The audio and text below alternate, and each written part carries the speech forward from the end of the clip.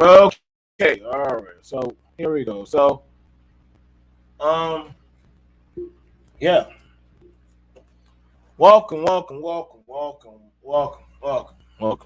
So, yeah, we're definitely here again, and I'm in my own lane happily.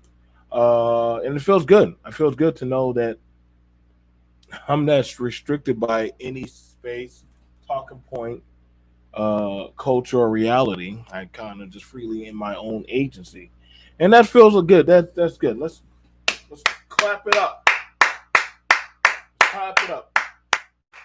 Let's clap it up. The hard work to finally get here, but we're here. Um, Shout out to those who donated the money, the cash apps, all the stuff. We are truly blessed. And so we're going into another conversation, another talking point um, that we're definitely going to be having the conversation about uh, that we need to start addressing. Like and I put up that picture. I had put up that picture with future NBA young boy and Nick Cannon, right? I had put up that picture, and showing that picture, I had a I had a question. It was like, well, I'm trying to understand why certain men or people choose to do what they do. You know what I'm saying? Like, is it the resources, whatever type of agenda? My thought process is this place or other places or whatever things people talk about. It's a choice. It's a choice. Like people are spreading that narrative of there's some type of agenda holding people of why they're doing what they're doing. And I thought about that, but I'm like, here we are, it's 2022. Uh, these guys have money, access to resources. Come on, man. You see me now on the phone. You see me doing a show. You gonna call? Stop, dude. Like, it always blew my mind. Like I'm starting to believe that people are making their. Because, like, I'm not gonna lie. In a lot of these spaces that I watch, people have their name talking points of why they're doing what they're doing. Like one guy said, he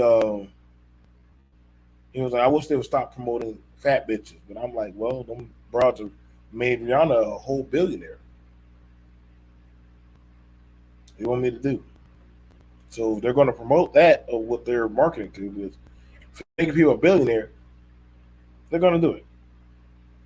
And then I pulled up Nick Cannon. Nick Cannon just had his 10th baby, his 10th baby, just a few weeks ago. And I'm looking at that ideology of how fucked up a situation like that is going to be. That your dad is impregnating multiple women that you are like only like a few months apart from each other. And now this is ultimate is ultimate hypergamy. Like the dude, like these guys are like these guys that are picking women that are broke, destituted, don't have no money. Like I had to ask the question, especially when dudes get on panels and stuff, or like I had a guy tell me how he went to Uganda. You know what I'm saying? That was his choice. He went to Uganda to go get a woman, and I'm like, that's fine. I don't care. Um, that how did that better you as a person? Because when I was talking to the dude, he was highly erratic, highly emotional. But he was talking about how, you know, he was going over there to Africa. He was out there dating multiple women. And I was like, so you went to another place and you still in. Now, other people on the panel didn't want to say that, but I already understood what it was for what it was. Like the guy went to another country and still was acting like a nigga. And that stands the test of time. You can give people money, fame, notoriety. You can move them from one area to another area.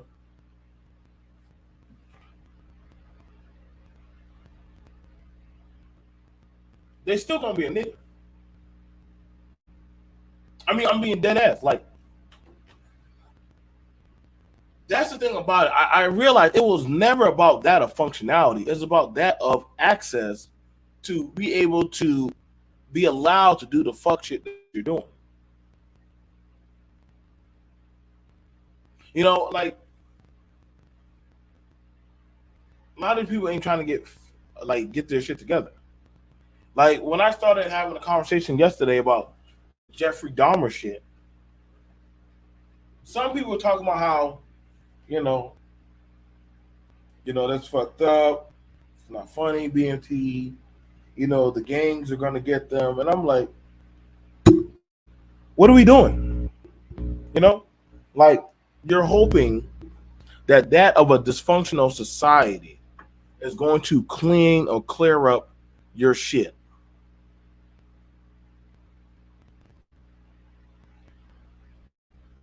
And you start to realize, look, a lot of this shit is by choice, man.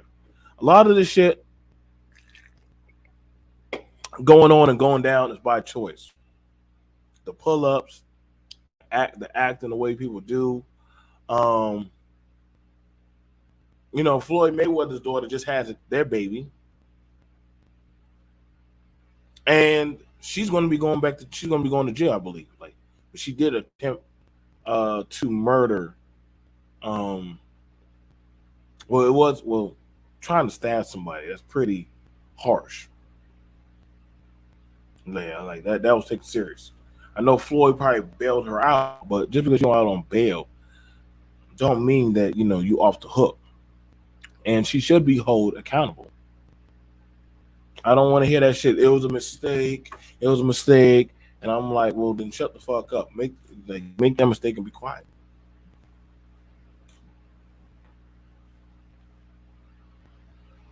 A lot of these spaces are running out of steam.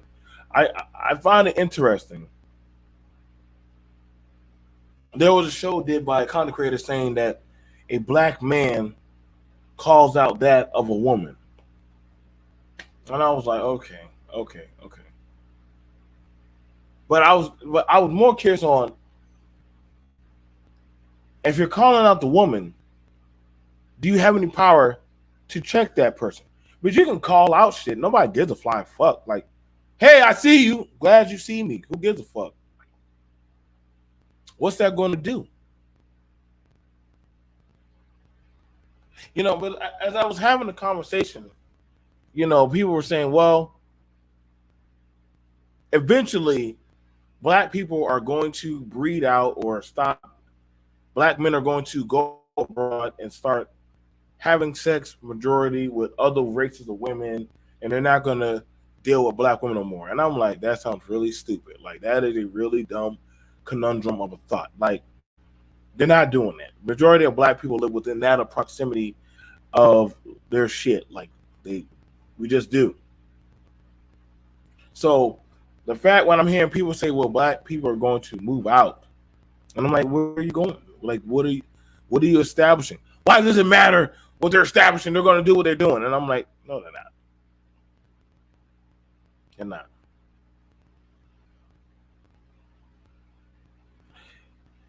You have a better chance getting your shit together, saving your money, and actually building yourself up. Not to say you ain't gonna have no falters or faults or issues or shortcomings, but you know what's going on. Red Pill Finance, Creative Solutions, Macbone. I was supposed to talk about financial abortion and that of the thought process that men would be equal under that of the eyes of the law. And I had to think about that. And I would tell you honestly, uh men holistically do not give a shit to correct that of the law because they make the law. Um why would any man want to be equal to that of a woman? Hmm? It seems to me more men would rather compete with that of the woman than compete with that of other men.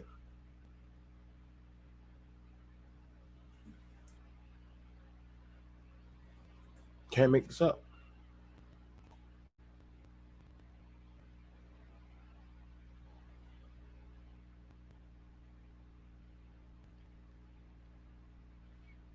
Genetics being actually that's not true. Genetics predicted it back in 2000.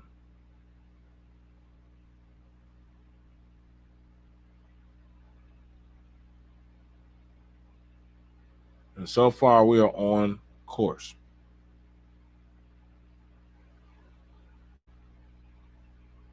Okay.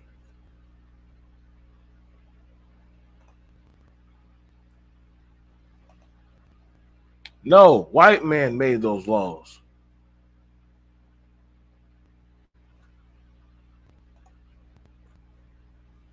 And in the advanced genetic course, genetics predicted that in 2025, 25% of us will be biracial, and in 2050, the majority of black people will be black.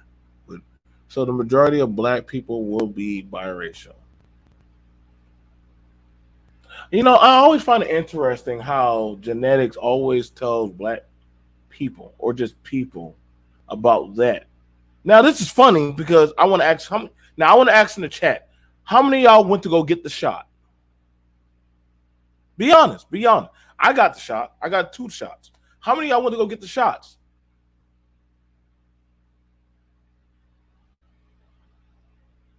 Doug, did you go get the shot? Red Pill Finance, Yellow. How many people, if y'all believe in genetics so much, how many of y'all went to go get the shot? Creative Solutions, Macbone.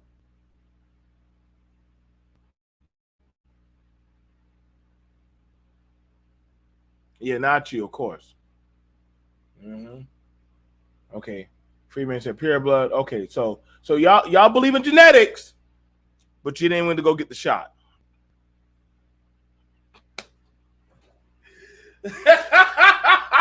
Like, you can't make this up. Like, hey, you can't make this up, man.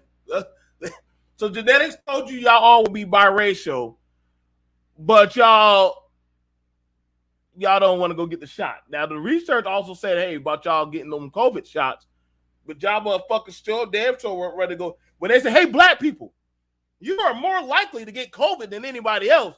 It's research on that. So y'all all come down there and get the shot. Y'all were, oh, hell, I ain't getting that damn shot. Fuck that. What the hell I look like?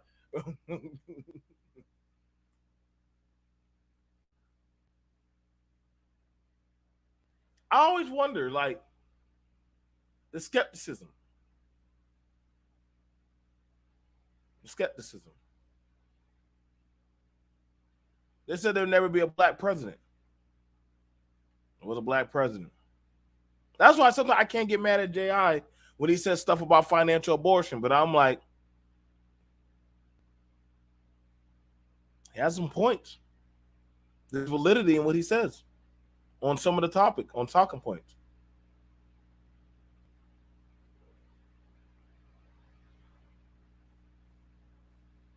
I just find that very interesting. I mean, what's going on, Brownie? Oh, now he's a biracial president. Okay. He's a biracial president. But y'all motherfuckers were doing all the stepping and the lines and shooting basketball and stuff. Y'all gotta make up. You know what? The thing about it is, and this is what I always say, black people, what laws or rules do you control to dictate that of what you're speaking of? With the time that I've been in these spaces of nigitude, I learned that the talking points that people talk about, right? Just showing you.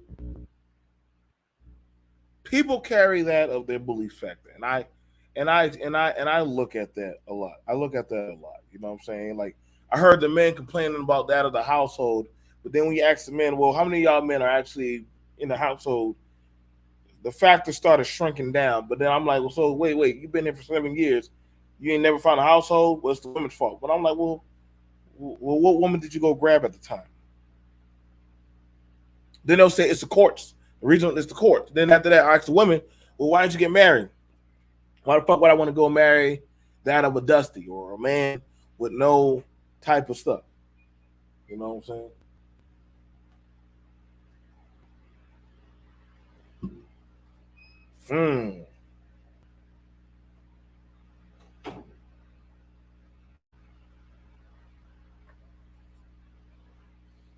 Wow. Oh man, you know what? I gotta read this one. Look at this, y'all. Look at it. I told y'all everything's a choice. Everything's a choice. I want to read this. This is amazing. Elect Eileen Davis, schoolhouse representative, District 94, South Carolina native, student, spouse, mother, 35 years of fiscal experience, federal budget, and accounting. Wow. This is a very important precedent. Provide leadership and solutions to unite and forge ahead.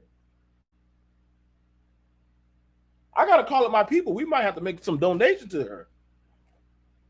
I am Eileen Davis. I will fight for women's rights for reproduction. I can't make this is listen, look at this. Listen.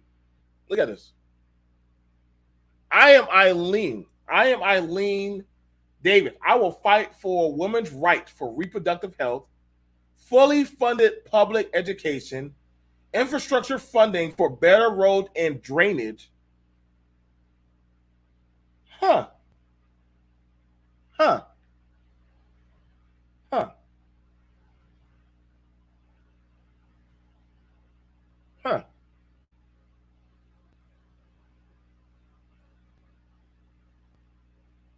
It's crazy. It's crazy.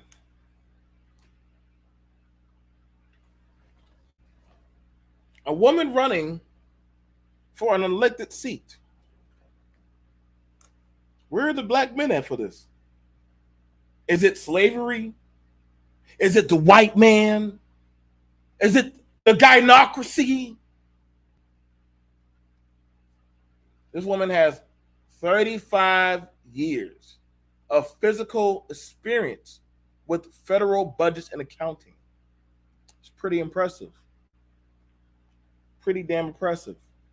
I am definitely interested in checking out her shit. I'm definitely interested in that.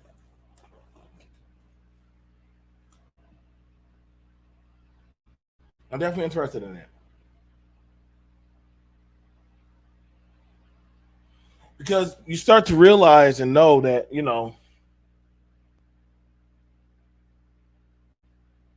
is this by choice? This beautiful woman with a high resume is running for an elected seat. Financial abortion wouldn't make women think shit about nothing. They're not. They're not. That's it's not gonna make nobody think about nothing. Women, dudes been financially aborting out of taking care of their responsibilities for years. So how would that change anything? How would that change anything? Niggas have not the thing crazy about it, and this is funny. The financial abortion piece was already done before Dave Chappelle even made that joke. Dudes were opting out of taking care of their kids for years. How did that stop or prevent the women and the men from fucking? It didn't. You can be engaged to somebody, fuck them, and leave them at the altar. You can be married to somebody, then be pregnant, and you divorce them, and they're left with the kids. Financial abortion don't stop shit. That's why I said it's not something that's why I said you got to start talking to the people who are actually in the know. Like YouTube jargon and real life shit don't holistically match. Because then we actually start asking people so what's going on? I had dudes saying black women are done, but yet they go to black women panels and cash at them and praise how the homage of them. You got people talk about that pro-black shit or that we don't see color racial shit, but then they're always on racially inclined panels or in talking points. That's why I said niggas be so full of shit around here, bro. I think it's funny nowadays. It don't mean nothing. It don't. Because ultimately, at the grand scheme of things, there's always the ladder of the difference.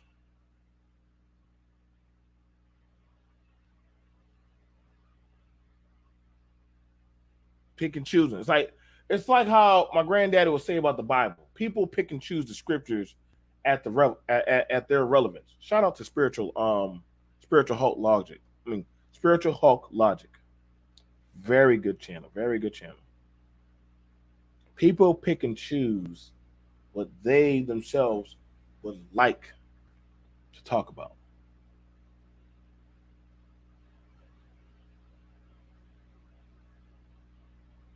I'm not gonna lie.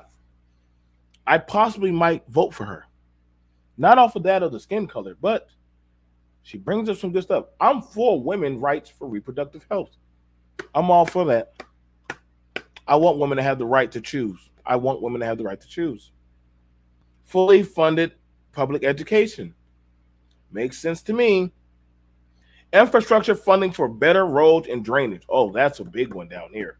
Yep, that's a big one. She's definitely going to find the women's rights and the infrastructure funding. Those two right there, they're going to be like the two hot headed stuff that she's going to hit on. Like them college girls, them girls mothers in school and stuff. Yeah, she's definitely going to, yeah. Like hot tamales that if she plays her cards right, she's going to definitely get voted for. And literally, so you have some people going to say, well, there will never be any such thing as financial abortion if the child is alive.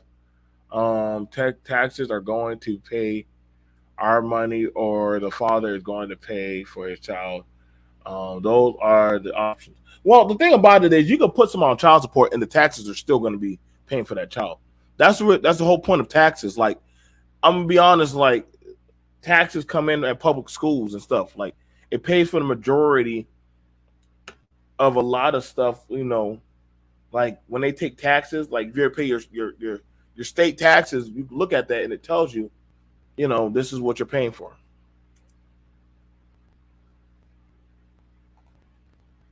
And a lot of people don't want to,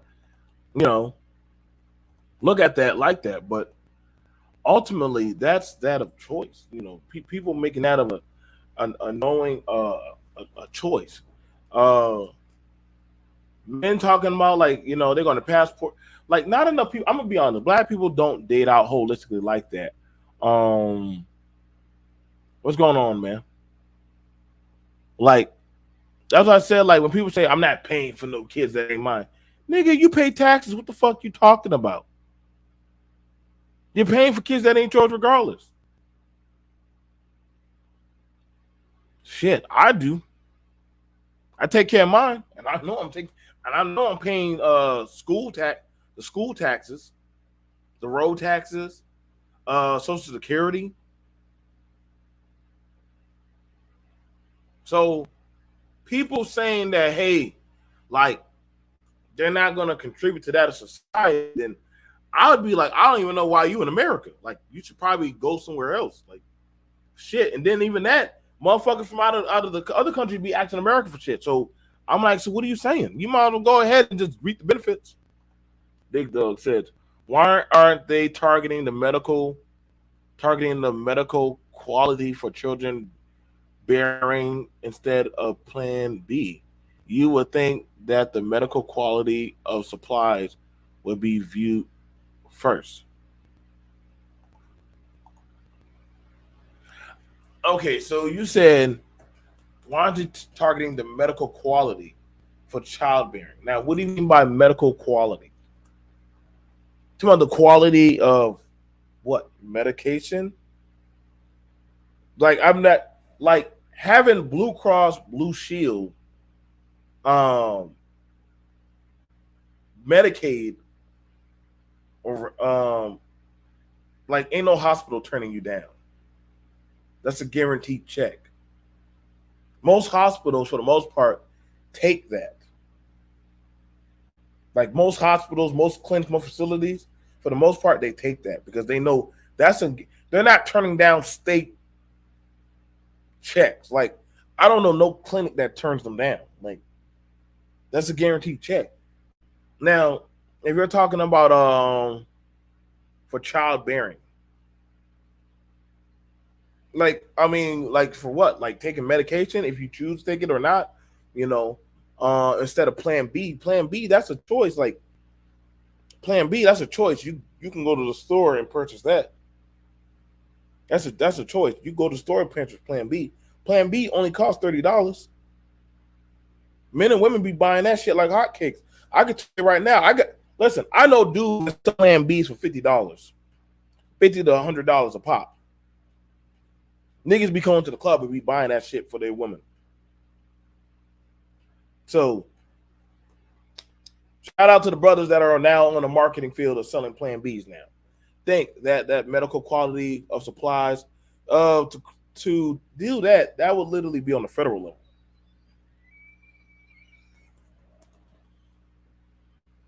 Okay, I don't know what that little girl doing.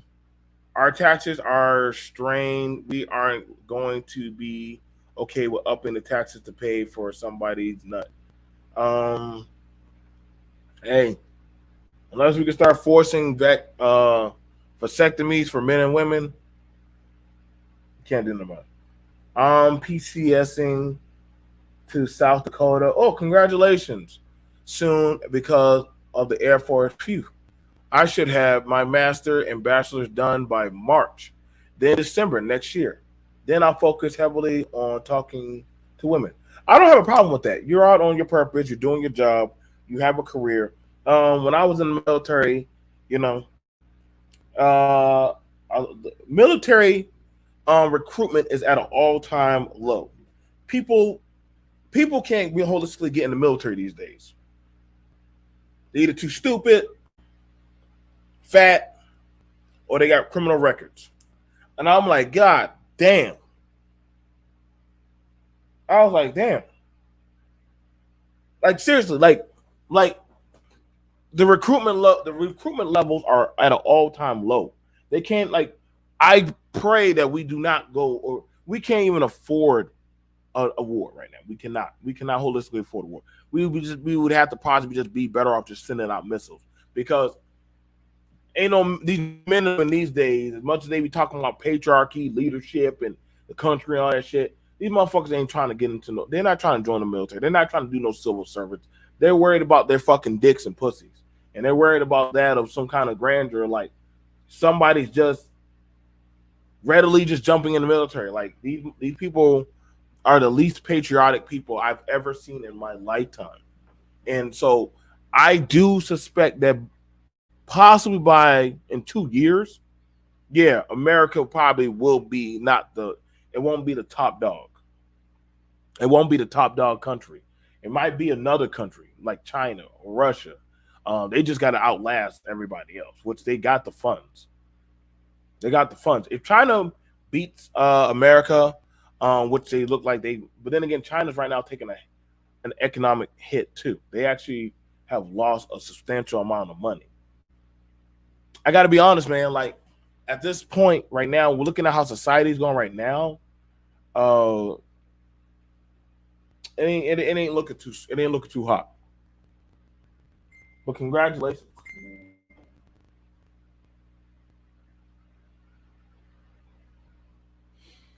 Okay, people say black don't date out like that, yet interracial dating is gradually increasing.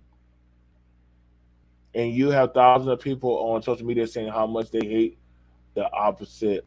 They hate the opposite gender. You know, when I watched the Jeffrey Dahmer, um, I didn't watch it, but I was looking at the trails and stuff. I was like, huh, is it fair that we can start addressing the how much there's gay people in the black community? I think we can start addressing them. I feel like if we're addressing interracials, let's address the gay also. Like, let's address all of them at one point, but they're all taboo to me. They're all taboo. You know, interracial. If I look up on porn, it's a taboo. If I look up that of, and I always wonder that of why is it pushed heavily with the blacks? Now people can do whatever the fuck they want. I don't give a flying fuck. I got mine. Well, honestly, it's not like y'all getting married anyway. It's not like people interracially are getting married like that. Like motherfuckers get happy to go get a nut, like, or a woman be happy like I had his baby or some shit. Like, but I'm like, did they marry you? Like, are they really fucking with you, or were you just fuckable at the moment? You know. So, have you heard of the Black Bread Group? Have you heard of a hashtag Black Bread Group of white women? What are they like nigga lovers or some shit? Like what is that? It's I probably have to, well, shout out to Reaction Satisfaction for I guess checking that out. I have not. I do know there are white women that like being they call themselves, it's like it's on porn, they be calling themselves like nigga lovers, or call me a nigga bitch or some shit. Like them ugh. Like, I mean, to each his own. You know, you love what you love. Um, they like come breed me with your nigga cock and all that weird shit. Like, I've seen a few of them come to the club and shit. Or like they come by, but nobody be holding. Listen, man, nobody be sweating interracial people walking up and down the street, bro. Like, I don't know why people think that's a big thing, and that's fine. But nobody gives a flying fuck. Like, it's always like some weird shit. Like, you see me with my white girl. Like, nigga, nobody give a fuck about your white bitch. Like, go on, go on, go on. Same thing for these goddamn black girls. It be these black girls coming around like, hey, like, man, I can show you the picture. If I can show you the picture of the white boys that be inside the club, nobody be like, they'll come in with either some like Malibu most wanted nigga, like Anthony Hopkins like dude, and they'll wander around looking for like black girls.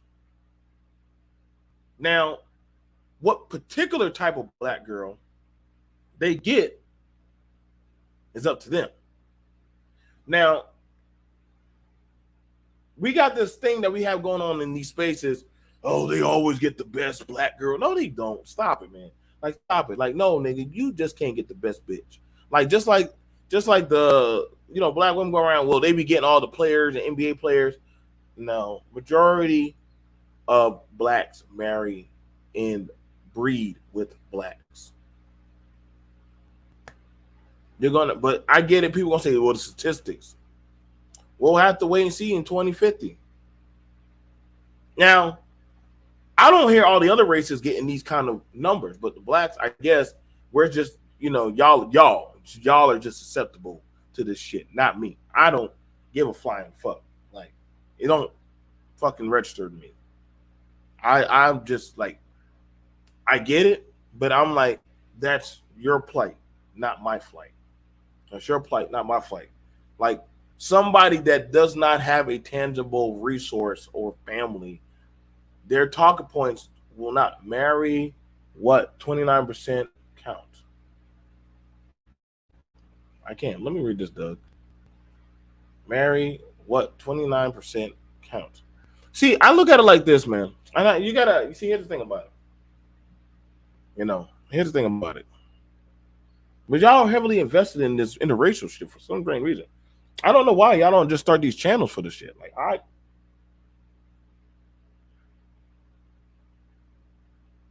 the men and women with money, right? Nick Cannon with all his money ain't married none of his bitches, but he just keep making fucking babies. He keep making bastards all over. I don't think Future's have any more kids. I think Future's like tapped out. NBA YoungBoy, that nigga might just have some more kids. Out of all these people in these industries, that are successful, the successful blacks, why ain't they holistically dating out like that? Why ain't they? Like, no, I mean, like, well, I'll tell you what, come up on the panel. I'm getting tired of reading shit, man. I'm getting tired of reading. I got to stop reading. Let me just come. I'm gonna just take the chat off for me. That way, if I can't see the chat, it won't bother me. If I just don't look at the chat, it won't bother me. So I would say like this. So what happens is this. When you look at it as the dominant society, that's like saying like on Telemundo, you see a bunch of Latinos running around with a bunch of interracial people. I don't. You look at the broader every society, they're going to date amongst their own. Like they're going to date amongst their own. We can go chart this out and try to see, hey, is it going to be different? But I don't. Like, if that's the case, why don't they just say American crime? Why are they still saying black on black crime? Why did they don't say white on white or Latino on Latino? They just say blacks. That's your name. That's the main stitch. We have this thing where we want to believe so handsomely, because I'm looking at it as the Pookies or the educated lame or whatever the fuck, the chosen or not chosen Lizzos or Reeves. People are going to mate, procreate, and do what they're doing. This woman right here. Let me go look her up. Eileen Davis. Let me go look this woman up.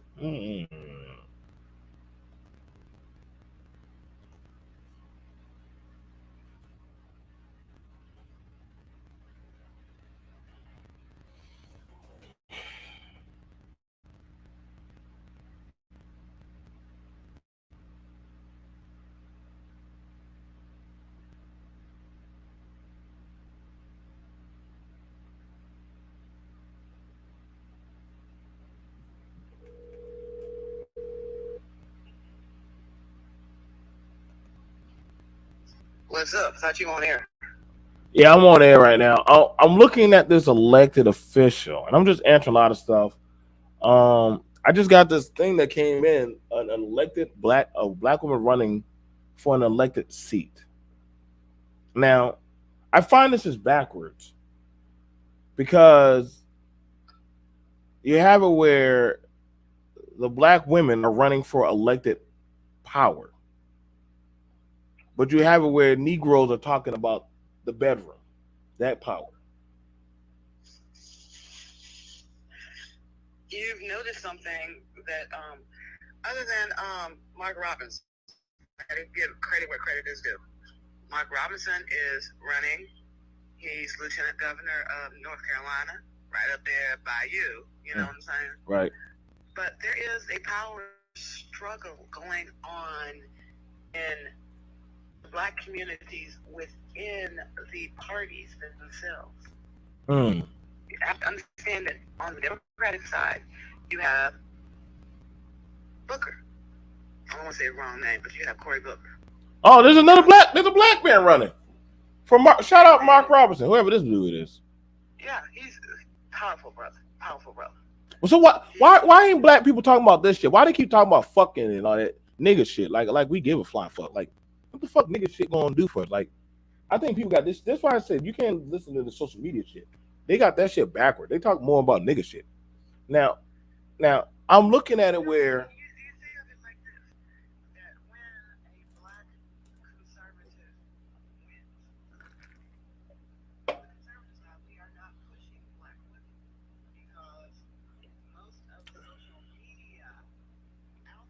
You know,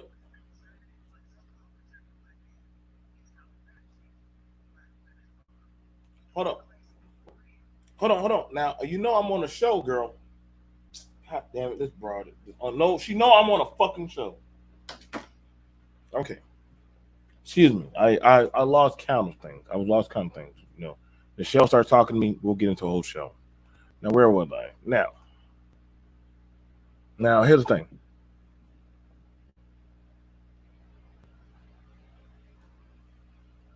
So, like I said, was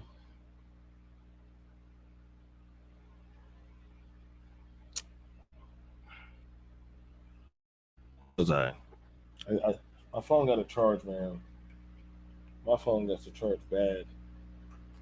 Uh, when it comes to that, I'm gonna say this. Hold on. Somebody says, what? I gotta read. I'm not reading these that. Listen, bro.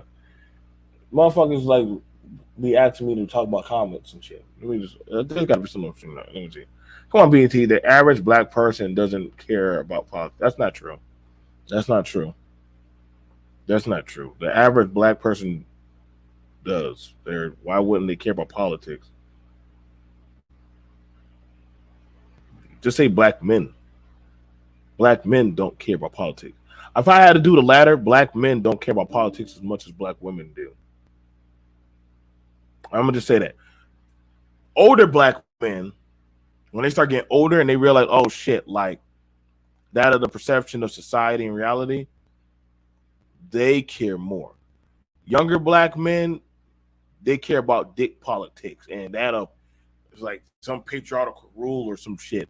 You know, I'll probably say the younger, more grounded black man, they give a fuck. You know, people with families care more. Like that's what I'm saying. Like it's a night and day conversation. Like it's a night and day conversation.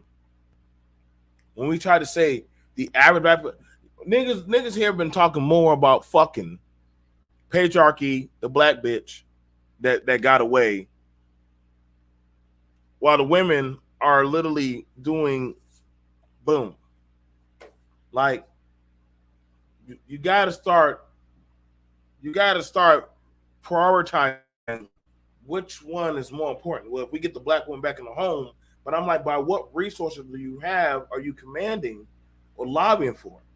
And when you start asking about the lobbying, you know, then that's where you have a problem because then they're gonna like, well, I don't know. Like, you know, and I mean this is a nice brother. Like, I'll probably say older black men that are like older and they have something like vested into it.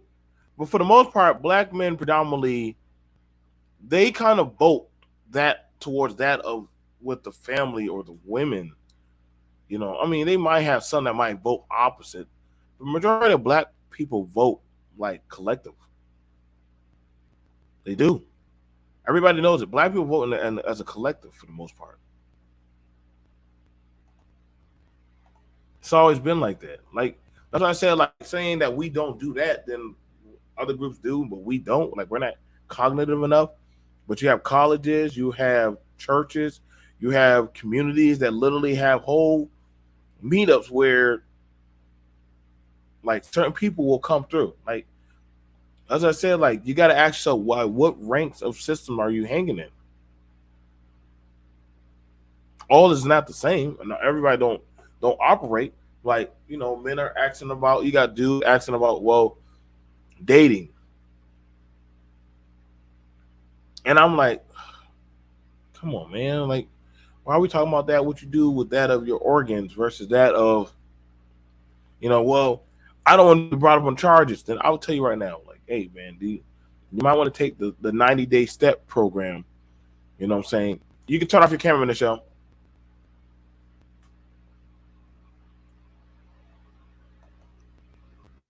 Michelle, you look lovely, girl. Thank You you look very lovely. much. Goddamn, where you Thank about you. to I go just to left my you must have gone to a Texas no, I rodeo just left or my daughter's gender reveal. I'm gonna be a grandmother. ooh, Yeah, it's a girl. Team girl power. congratulations. Thank You you. ready, Thank you very much. you ready to be a grandma?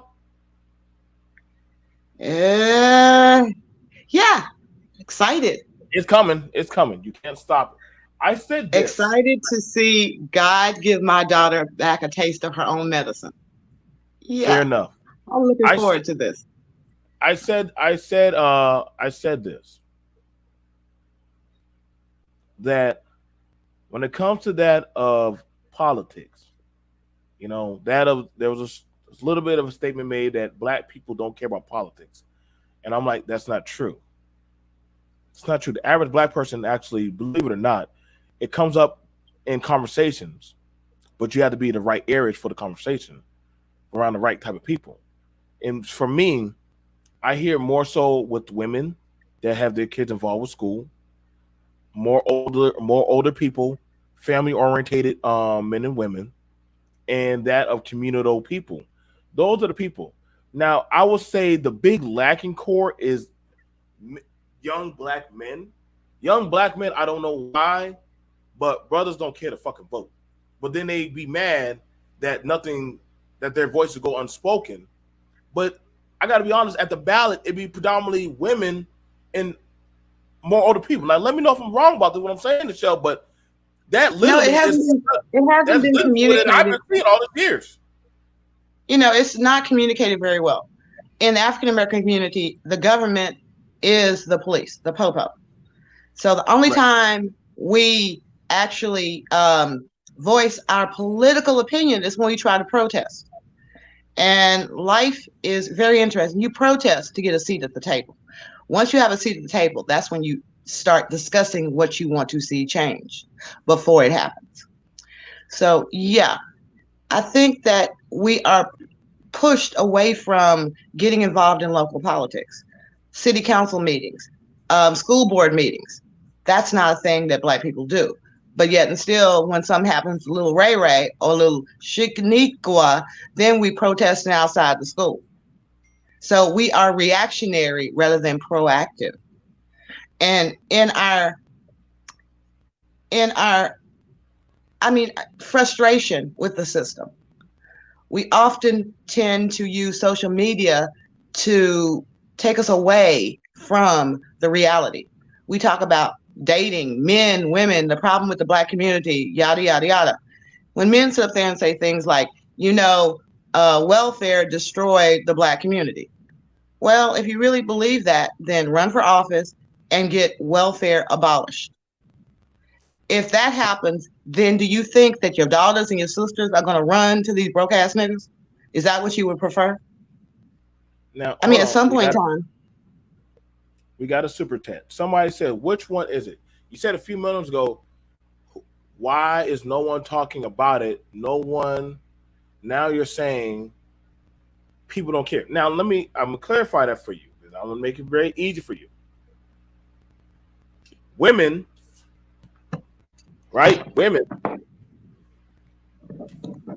more elderly men, and family orientated blacks and communal black people that are in that of grassroots or certain communities are more in that of the political talking chambers.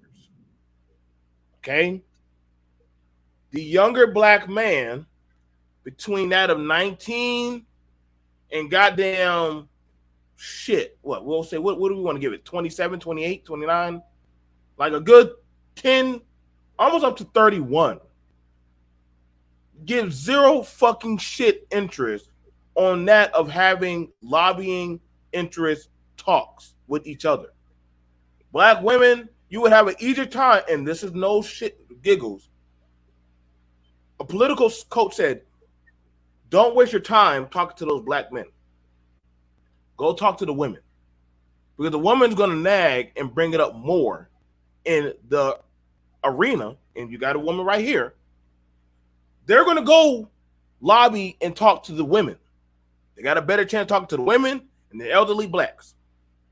Black men, y'all are, I don't know what the fuck, but y'all be like, look, nobody talks about us. We dying out here in the streets, and the women are doing whatever the fuck they want to do to get the white man power. And I'm just saying, it's not the question, Joe, the question becomes, what do black men want from the government? Really and truly. Now, when I sit up there and say black women very easily lobbied for very specific things. They wanted their children taken care of, both at the home and at school. So they lobbied for public education.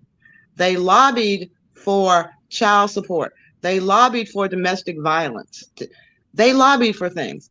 But what the heck? Our men, women saw their children dying of drugs.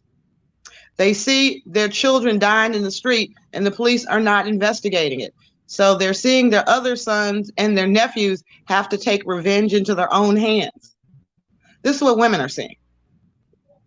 Now, what are men thinking about?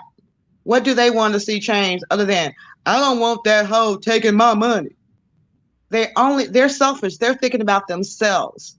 They're not thinking about the next generation. What do they want for their sons? Well, heck, I'd rather take care of my son than let that bitch raise him. Okay, you want fair laws so that men can get custody of their kids. That's great. But where is that kid going to be while you at work? Well, I find a new woman. That's when you lose the politicians, when you haven't thought through what you really want and how that's going to be the better thing for society. We really don't want a bunch of orphan children in this country. So we tried to come up with a plan to take care of children whose mothers would abandon them if they couldn't feed them. We've tried to come up with better systems like that. But right. Only thing I hear literally is like football. Okay, we got football players sitting up there saying they're being treated like slaves. What legislation do you want passed so that you don't feel like a slave when you're making a couple of $1 million a year? Like, that's what I'm saying. Like, distractions. Like this, like the thing about it is this, and this is why I said, like, black women lobbied for Supreme Justice Ketanji Brown, pretty much the new Supreme Justice. Yeah, they did. They wanted representation in there. Like, representation matters. I'm not gonna lie. Her resume is pretty damn impressive. It's not like the seat could not have been competed for by a black man. Y'all got a black man Supreme Court justice already. What's wrong with having a black woman up there? You know what I'm saying, Michelle? Like, you got a man up there already, a black man. So why not have a black woman? So I don't see the big difference of her going up there. It's not like she just walked in and said, I don't have no qualifications. Like, so yeah, the sisters, they didn't choose no raggedy Bunquisha. They chose an educated woman. And they put her up there. Now, HT says this: black men want undeserved power and no child support from the government. The thing about it is, and the thing about that is this: whether you want to acknowledge it or not, America it's a bad mark to turn that a blind eye on that of a child. Nobody wants that kind of snag death on their clock. Now, people talking about, hey, let's just financially abort these babies. Listen, man, you already been having men doing that already. Like, have the baby, quit their job, and the court can't get a hold of them. It's just been happening like that for years, and it's not a new concept. Hell, I think I'm trying to tell you right now. You have it where a lot more male judges are harder than the female judges in the family court. The male judges are way more harder. Like they don't hold back on that gavel. Like they be like, you don't do this, you don't do that. I don't want to hear your excuses, son. I watched them. They do that. Michelle will tell you. They'll be like, they got bullshit. Like they want to hear excuses. Well, why aren't you working? Why aren't you doing this? Why aren't you taking care of your child? Get the calculator. They just start hitting it. They just start hitting them buttons, man. And so you have to go lobby. Now, when I pulled up, and I showed y'all the pictures of NBA YoungBoy, Future, and Nick Cannon. Now, these men are making bastard babies. They have made a lot of bastard babies.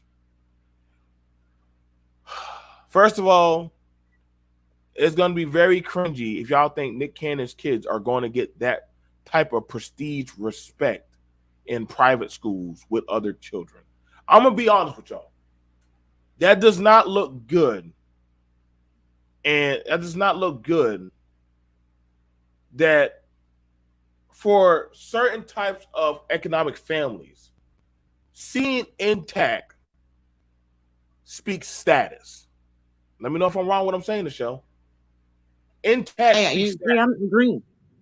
So hearing, oh man, Nick Cannon's kids are coming to our school, and I'm gonna tell you right now, they can't keep you out. They're gonna be like, you're gonna be a bad image for us. Disruptive. It's. Did you see Kanye West? Did you see Kanye West's interview on NBC yesterday? Oh God. Kanye West. Oh yes, Kanye. And see, this is what I'm saying. Black men need to get out of their own personal feelings. You need to start lobbying for the future generations. That's the one thing I heard from Stokely Carmichael, that when the civil rights movement first began, people were motivated that their children would not live under the same segregated system that they had to endure. Now we sitting up here with brothers like Kanye West saying, I may not be in the house, but I'm still head of the house. That dumb motherfucker. Okay. See, when you want to stay head of the house, you do everything you can to stay in the house. I don't care if it's religious counseling. I don't care if it's psychological counseling. You do what you can for the best interest of your children. Nick Cannon and this plethora of children that he has. He was married to Mariah Carey. Right. But now he has a train wreck of children that he's not going to be able to be there for them. He's not going to be able to be the head of their household. He's not going to be able to want the advocate when he sits up there, they're having trouble with their homework. They procrastinating. Mom is frustrating. That's when daddy comes in like, yo, honey, whoa, you take a breath and let me handle this. One of them's already having, it was reported, one of them was already having a mental breakdown. One of the mothers is already having a mental breakdown. I want you to understand this. The women that Nick Cannon is procreating and impregnating, they are not for the lifestyle that he wants them to live. That girl is already like, whoa, I don't have a life already. I'm trying to get my life together. Whoa, she laid with Nick Cannon, so she's well taken care. Let me show you how bad. Let me show you how cold Mariah Carey is. Mariah Carey has it in her paperwork. Watch this, and I can pull it up. If Nick Cannon were to take his twins that he has from Mariah Carey and bring them twins in the contact of any of them other baby mamas, she's going to take him for half of his shit. Okay, She does I have not no want. problem with that. She does not want. I want you to understand when Mariah Carey literally put that in there. She said, "You can go out there and do what the fuck you do. Don't bring my kids, around any of them other mothers." Now y'all can say, "Oh, she can't do that." Oh, there are paperwork you can get, and she said, "No, what you're doing, Nick Cannon, is not functional for a family. Like you're not doing that shit. Like we're not doing that. You're doing too much. I can pull it up for y'all, but that shit right there, that's very disastrous. Like I don't know, he's just destroying the imagery of like, listen, man, like that man. There's no way a man can be head of household for goddamn 10 households. You're going. There's no way, man. He just had a baby, like 2 to 3 months. I think 1 month apart from the other one. Like she don't Mariah like give me my twins back. Give me the twins. And I'm not mad. I'm gonna be honest. As a man, I'm not mad at her because that's just chaotic. That's just function. And you got to wonder that why would you want your child in that type of dysfunction? There's an ideology of morality when you're raising your kids. There are certain things that you want to protect their innocence as long as you can. And I don't think there's anything wrong with that. So I usually put a paramour clause in my child support agreements that, from 7 o'clock at night to 7 o'clock in the morning, if your paramour, you need to spend time with your kids, your paramour does not need to be there. Now, if you get to the point where y'all are ready to get married, a legitimate marriage, then I cannot draft out that you cannot be around your stepmother or stepfather. But if I'm trying to raise my kids to believe, or you want to raise your kids to believe, sex outside of marriage is against my religious beliefs. I want to raise my child in this particular religious lifestyle. Hold on.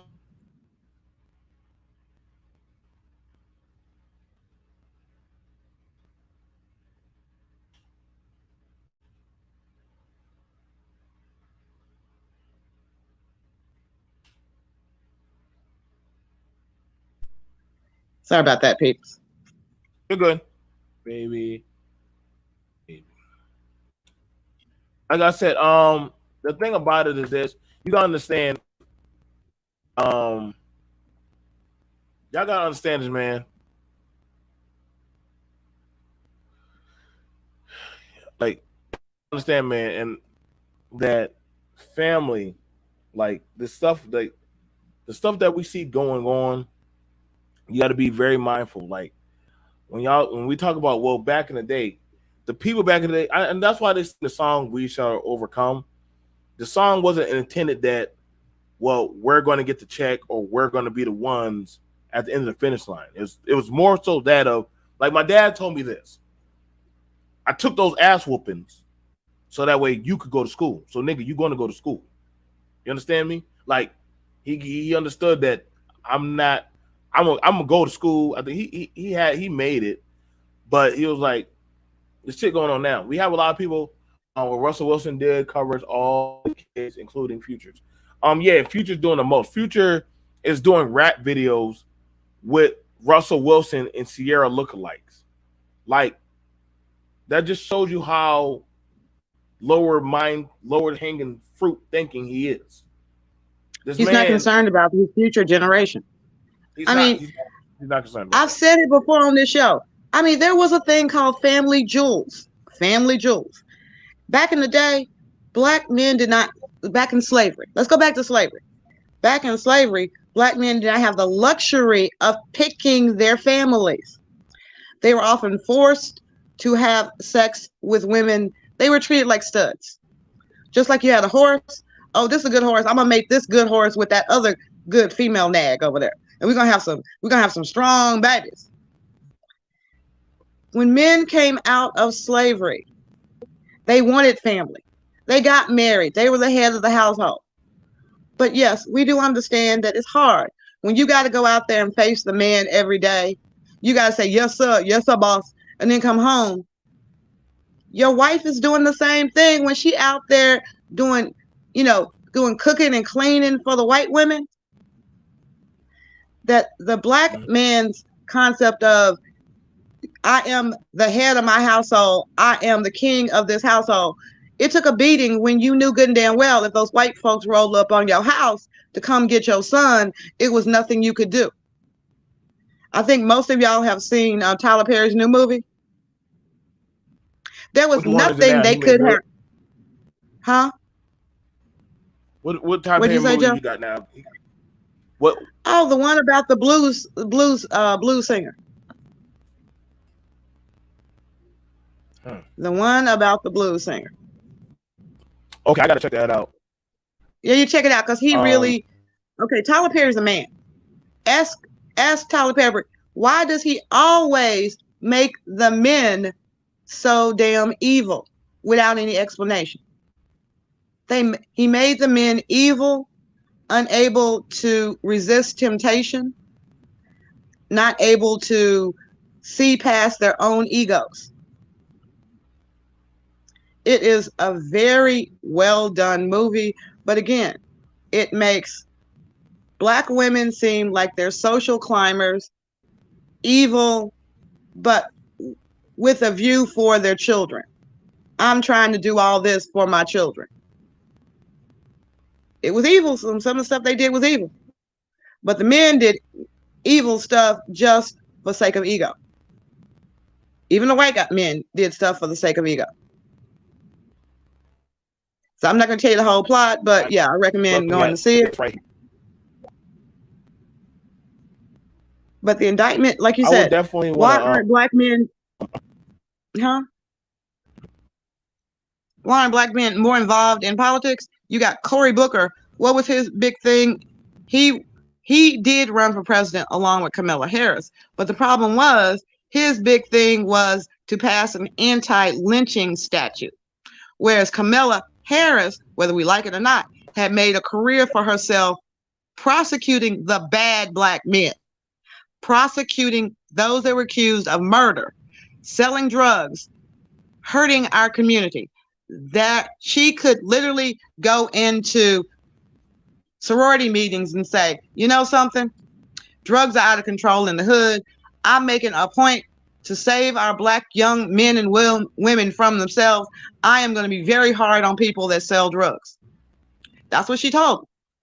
She had the support of the black churches, the black sororities, the black fraternities. The black fraternities didn't want all that gang banging going on over drugs. But Cory Booker was talking about something. How many of us are really and truly worried about being lynched in 2020? What year was that? 2019? Joe, were you worried about being lynched in 2019? Yo, Joe, what you doing over there? Yeah, yeah. I didn't know talking about Wicked Lynch and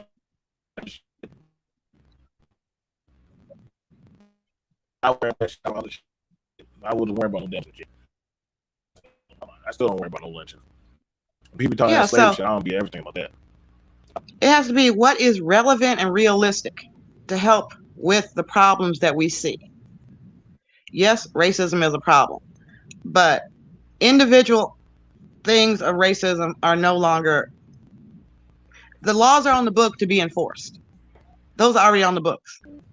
The laws are on the books. If you don't want to pay child support, the laws are on the book. Common sense tells you what to do and what not to do if you don't want to be caught paying child support. Men need to focus in on what do they want the black community to look like in 50 years, 25 years. Start lobbying for your kids. Well, see, that's the problem we have going on the show, and this is why I said like that's why I made the title about that of okay, so y'all got the mint, y'all got money, y'all can freely have sex with whoever y'all want to, y'all have all these choices, but yet you're still complaining about that of the environment but nobody. And this is why I said I kind of take away that somebody's hindering, because the same way you can put money up to go get the chains, the ice, and all this stuff. Listen, you're not telling me that you can't put up the money for a brother to put on like one or two suits. Shout out to Steve Harvey for telling people, go get a cream color suit, a navy blue suit, a black suit. He was telling y'all like all you need is 5 suits and you can match them with 3 shirts. Like I was like, damn, that makes a lot of sense. And then just do that. Find out what you want to run for. We have Elaine Davis, South Carolina House Representative District 94. South Carolina native student, spouse, mother, 35-year of physical experience with federal budgeting and accounting. So that means she knows about the numbers. Provide leadership and solutions to unite and forge ahead. Now, she put this out here. There was nothing preventing any man for running for this position. I don't want to hear nothing about, well, the black women ain't going to vote for me. She did it. No, what's she campaigning on? What's her campaign platform? Family. On, accountability. Yeah. Accountability. She's sitting up there saying, okay, y'all need somebody in a position who understands the numbers. Because if I go to Congress, what do? We pass out money. That's all Congress does. They collect. They say how much money the IRS needs to collect. They say how much the ports need to collect. And this is how we're going to spend this money that we have collected. So there are bigger issues than whether or not you're going to get a woman that's going to submit. Are you going to be head of the household? Are you going to be accountable? You're going to take responsibility. I'm trying to tell y'all, dude. That's why women are running. That's why women are running and men are sitting around. Your priorities need to be on the next generation. You know, I think I sent you the photo of the brother that went overseas at 70 years old to get a 20-year-old. Yeah, I saw that stupid shit, man. Like they got like 4 kids. I mean, maybe the man will he's in his 80s now, or right at 80. Why would you want no? Because I think the oldest kid is 8 years old. Why would you want fucking kids that old, man? Like you done. Again, it's a me thing. It's a me thing. Just because you can do something don't mean you should do something. Okay, somebody puts this out there. Shout out to Doug. What I believe black men should be lobbying for is mandatory paternity tests at birth and automatic 50-50 custody, both regardless of marital status instead of financial abortions. Now, here's the thing about that, and we're going to answer this question for you. First off, when a baby is born, if you are there or present, right, before you even sign paperwork or before even anything of child support or anything could be done, you can say, I want a paternity test. I did. Yeah, but what he's saying is he don't want to pay for it. That's what he's saying. He's saying that the government needs to tell me who my baby is. My government, somebody else needs. No, you can order a paternity test the day the baby's born if you got any doubts. But there are a lot of men out there, they don't care. They don't care. That baby is theirs. And the mother wants to get government assistance, then the government wants to know who the father is so they can get reimbursement. Where it's like, yo, do you want to challenge the paternity? No, I know that kid's mine. Like y'all got it's not. I love this kid anyway. Like I want you to understand this, and I'm trying to make sure y'all know. Okay, so, and I'm explaining it from best way I can. So after the baby's born, they're gonna give the woman her and the baby's time of their bonding. Man, you get up, you leave out the room, mama and baby. They just nestling together. You usually see them sleeping with each other, sleeping by each other. Sometimes the man, you can sleep over there, or you can just watch the baby, however you feel. But the mom and the baby gonna have their bonding. The nurse is gonna be on standby, right? Michelle and us both know the process. She's gonna be on standby to make sure the baby's okay and the mama's okay. There's no complications, and also that they're coping, that they're having their bonding time. Then you're gonna have a nurse come in later on. I'm just explaining the process. A nurse or somebody for that is that of the state is going to come in. Because the baby doesn't have a name, right? The baby, you could say, baby's name is Dookie. Yeah, you say that, do whatever the fuck you want to say. But that birth certificate paper has to come in that room. Am I correct, Michelle? That is an official court document of that of the state. That is that paperwork. If that paper is signed, that baby does not leave that hospital. Ain't no John Doe. Ain't no. Yeah, because in the back in the day, they would let the parents leave the hospital, and sometimes the kids would have names like Famali. Yeah, female. They just, it's like, no, we're going to make sure. We're going to make sure. And at that point in time, a father who's sitting up there in the labor and delivery room, he can sit up there. There's this umbilical cord that they're going to cut. It's going to have blood, DNA. They already got mama's DNA all over the place. And he can request a DNA test right there and then, and he can pay for it. So black men, please stop with this whole, I want the government.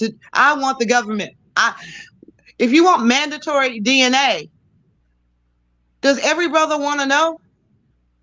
I think you've been married to this woman for 10 years. Do you want to know? Are you going to claim that child as yours in order to keep your household together? Because y'all already got 3 other kids together. Y'all been together for 10 years. Y'all got 3 other kids. Now, mandatory test on this baby. Sometimes those tests are wrong. If you have any doubts in your mind, if she has said that there is a doubt, then go ahead. You can request a DNA test and pay for it. It's about $700. Yeah, that's the really good one. The $700 one. Oh, listen, they are very thorough. Like they go genetically on that shit. Like, yeah, but I'm gonna tell you right admissible in court. That one is going. So, but we're telling you, you can request it. The nurse, they will swab you, and they'll get it all done. But they got the baby right there, and they got you right there. And I mean, it ain't nothing for them, but the labs is only probably, I think, 2 floors up or 1 floor down, and they're gonna do y'all right there. And after that, because before you want to sign the paperwork, the woman is going to ask you 99.9% of the time, do you want to sign the paperwork? Nobody, ladies and gentlemen, nobody can forge the father's signature. They will not. Michelle can never do that. No woman can ever. Let me write down his name in there. Like, she signs her name, you can sign your name. Now, here's the other acknowledgement of paternity. An acknowledgement of paternity. If you there in the room, I had one lady, she was actually married. She was actually married to another brother. But actually a Hispanic guy. But when the baby came out, the brother was right there. They handed him the paperwork, acknowledgement of paternity. And when we filed for divorce, we listed that the child had been born of the marriage and that there was an acknowledgement of paternity in place. And the father, the husband rather, said, and I'm signing the paperwork that I acknowledge that I am not the father of this child. And I have no claim on this child. So very simple paperwork was done at the birth of the child and filed with the court. Very simple thing. I think the thing about it is, so the other paperwork is 50-50 custody, both regardless of marital status. No, that right there, no. That I no. God knew. Listen, I'm sorry. I know people like saying that 50-50 custody shit a lot. You hear that get thrown around a lot. I'm gonna tell you right now, and this is a big thing I saw in the military. I don't know why, but a lot of men knowingly do not go to court to fight for their kids. They don't. A lot of men, I don't know if Michelle saw it differently, but a lot of men do not go when they know they're supposed to go to that courthouse. They don't show up. I just have to tell my soldiers, hey, ain't you supposed to go to court? Man, fuck that bitch, man. She ain't gonna get me put in jail. You're just going there for a summons. You're not going to jail. They're not going to throw you in jail. They have to go there for a summons. They're going to work out that. You're going to go there, meet up with that of her. I forgot what the person called, the mediator.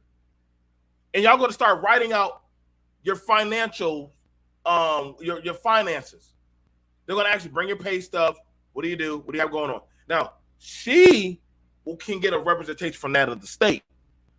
You can represent yourself, or you can go ahead and just Joe, go. let me correct you real quick. The state is not representing the mother. It's representing the child. Excuse me, my bad. It's representing the interests of the child. That's why they want the mother. Yeah, they want the mother to come in. Where you living? You know, how much money are you making? They want to know about her environment as well. Because understand, Child Protective Services takes whoever gets legal possession of that child. If that child goes to school with marks and bruises on his body, knock, knock, knock, at the door. If the child is malnourished, knock, knock, knock, at the door. If you have physical possession of that, there are more women in jail for neglecting their children than there are men in jail for not paying child support. And the men sit up there and go, well, if I'm in jail, how can I pay the child support? You went to jail because you had not. Your child could have starved. That is neglect.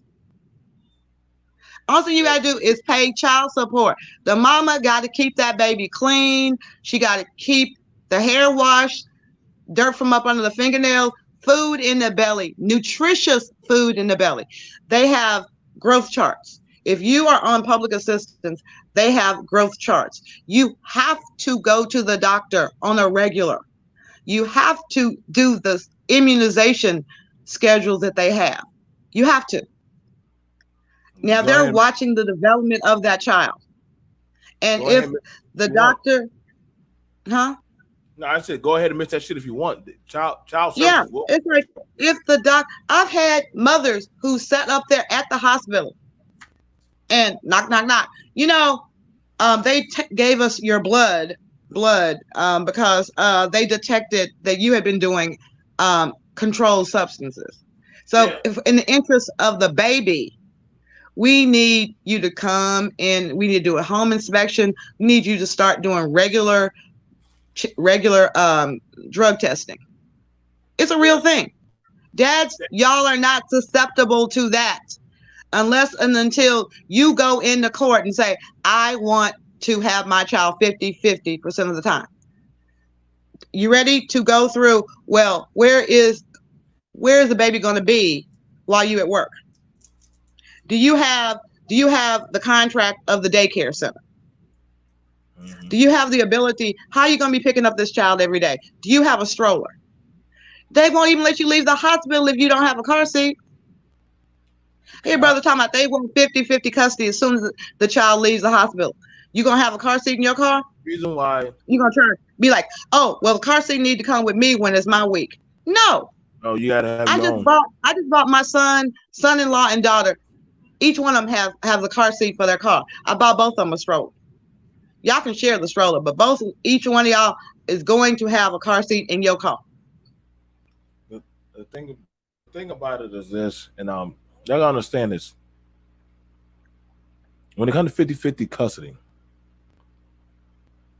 good luck, guys, getting time off from work to cater for that child. The way the woman, they are more susceptible. And I know some people gonna say, well, why is that fair that the woman gets time off and not the man? Well, ladies and gentlemen, that of anatomy. A woman's diaphragm just did something unnatural that most people, that I don't think your rectum can do. She just pushed out that of an iPad out of her. just a fat football out of her.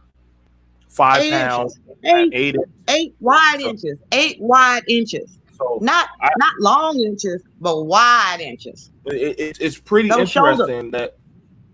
So you got to think if some of y'all, if you ever took a hard shit and that made you cry, the woman she did that shit. I've seen twins come out. I never thought I would ever see a doctor put their whole fucking arm inside of a woman. It was on some dark medieval shit. And I was like, do you feel that? Feel what? What's going on? She can't see what the fuck they're doing on the other side of the sheet. I'm looking over and I'm like, the fuck am I watching? Like, this is beyond my recognition of I got no smoke. But Yeah, I mean, in the Black community, we have to stop this whole myth that Black women used to give birth in the cotton fields, put the baby in the basket and go back to picking cotton. One, let me explain to you, that baby was valuable. That as cruel as those slave master motherfuckers, excuse me, were, they recognized, hey, this is a valuable calf, for lack of a better word. It was a commodity for them. So when a woman was about to produce some more money for them, yes, they were protective. The woman did get time to heal and feed the baby. I mean, there's cruelty and there's insanity when it comes to commodities. Maybe they did treat us like cows and horses, but at least they let the mama horse rest. I hear brothers acting like, oh man, my mama did that shit and my mama was back at work the next day. You don't know. You weren't old enough to know what was going on. yeah, I don't know that Stop many these words. lies. Yeah, I don't. I'm gonna be honest. Like, I'm gonna be honest with y'all. Most women, and this is why I said like so. I'm showing y'all this. I'm just showing y'all. Right. So this is her stuff. Here we go. So she's gonna be fighting for this, Michelle. I will. She's gonna be Okay. going for. Now, this is what she's going for. I am Eileen. I will fight for women's rights, for reproductive health. Oh, she's gonna get some numbers with that shit. And fully funded public education, infrastructure for funding for better roads and drainage, which we definitely that's a big issue in the South. Um, Exactly. so, but she understands the hurricanes have fucked up a lot of infrastructure. That's why she said Hmm. keyword infrastructure. But we just had the hurricanes that causes millions of dollars. The women's rights for reproductive health. Uh, I'm sorry, but that's going to be a talking point for women. If y'all don't think that's not going to come up on the floor, every woman who's running, I can promise you, that's going to come up at their feet. What do you Yeah, because feel? even on the conservative side, even though I'm a conservative, I think that there are some things that are better left between you and your doctor. That the whole idea, I mean, I've heard some of the conservatives, thank God they were white, say things like, well, men should be able to decide whether or not a woman gets an abortion. She should have the consent of the man. I said, I will start a company for women so they can rent a consent. Rent a consent. That I am not an advocate for abortion by any means. I had actual hope for the heartbeat bill out of Texas, that it was a objective point in which a doctor could say no. But they went a little bit too far because 6 weeks is a time that arguably you don't know if it is an ectopic pregnancy yet. You don't know. You're hearing a heartbeat, but rather than make it detailed on a sonogram and say, okay, this is not an elective abortion, this is a medical abortion. I, I, It's medical necessity. I, There I are want, some times No, no. I'm saying this. I want to. Um, and I'm gonna read both sides. Respect to that of Yellow Rose of Texas. She said, "My grandmother died during childbirth." Angry Snowman says, in respect to that, a woman should at least have consent of the father of a child she is trying to terminate. I would, and for me, that's gonna be an uphill. Uh, that's gonna be No, don't very. get me wrong. Don't get me wrong, Joe. I empathize. I empathize with I, a. listen, I, I I, know I've, a lot of I've men. been there. I've been there, but I'm I gonna tell know. you this right now. I'm gonna tell you this right now. I'm gonna be honest with y'all. That's between that woman, God, and her, and she has to search herself about that. I know some of y'all be like, the man should decide, but what the doctor tells that woman, that listen, you got gestational diabetes, or your body's not the same, or possibly this pregnancy could kill you. Now, I have friends in the medical field. They talk about this shit. Like, damn, that girl's choosing to keep that baby, knowing that she has a weak heart. She could possibly die.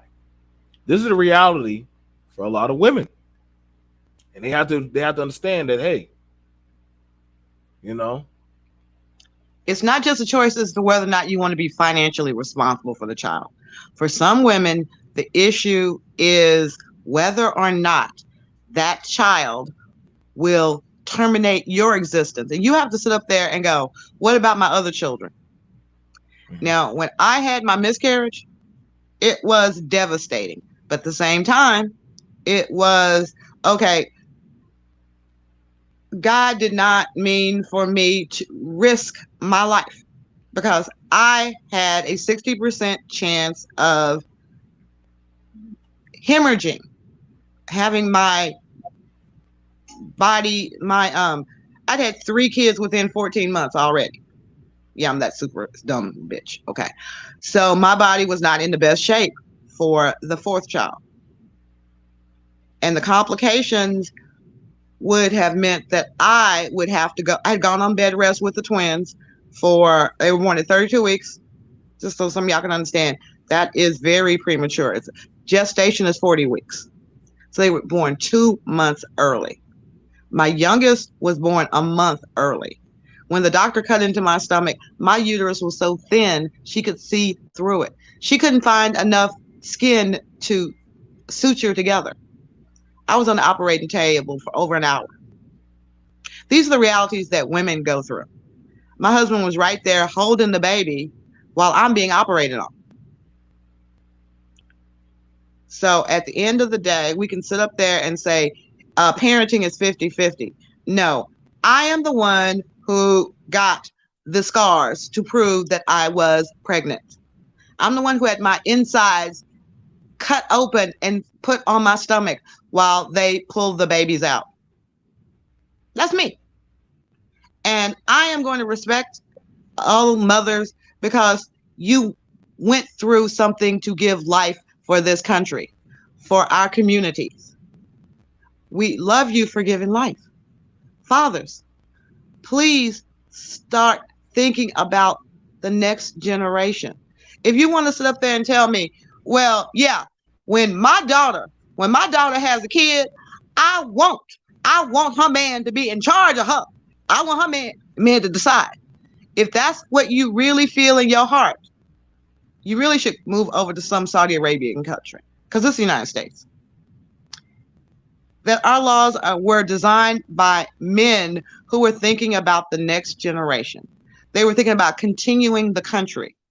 That when we started, when the slaves were freed, they were concerned about the future of the next generations. Were we going to be skilled artisans? Were we going to be intellectuals? We're going to get college degrees, become doctors, lawyers, scientists, accountants, teachers. Were we going to do that? What was best for the community? Now we're sitting up here, the argument that we have every dadgum day on social media is about who's supposed to get the food first, the kids or the man.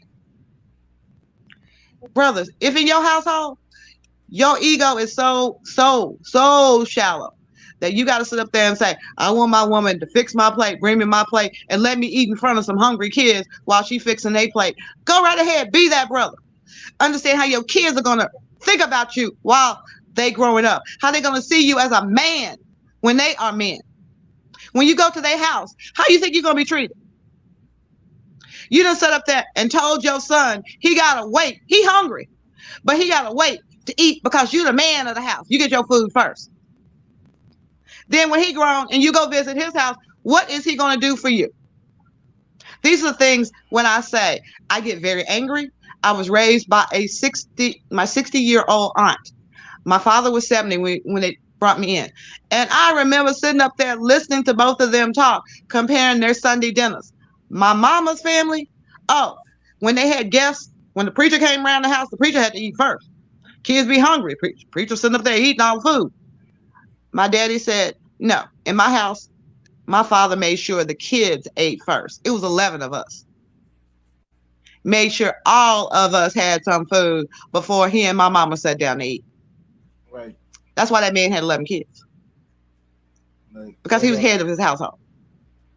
Y'all gotta understand, man. Like, I want to, like, here's the thing about it. Like, I hear that a lot, where a lot of people talk about in their household. That's why I said, like, you got to be careful of the talking points. Do I ever think, like, but understand this. There are more than one way to terminate a pregnancy. I mean, I know people believe that it's just that of the abortion clinic, but before there was the clinic, women had other ways and other remedies that are literally in the grocery store, that are literally at a CVS, that they can do it. Like, if y'all don't think that literally they can't do it, you're out of here. Y'all lost your mind. Like, she has 9 months how she wants to keep that baby. So there's nothing you can do unless you strap her, and you would have to be able to take away free will, which that's impossible. Like, no matter what you try to, like, uh, um, you gotta just. I mean, like I said, ultimately, it's a dangerous game that people are playing. It's a dangerous game.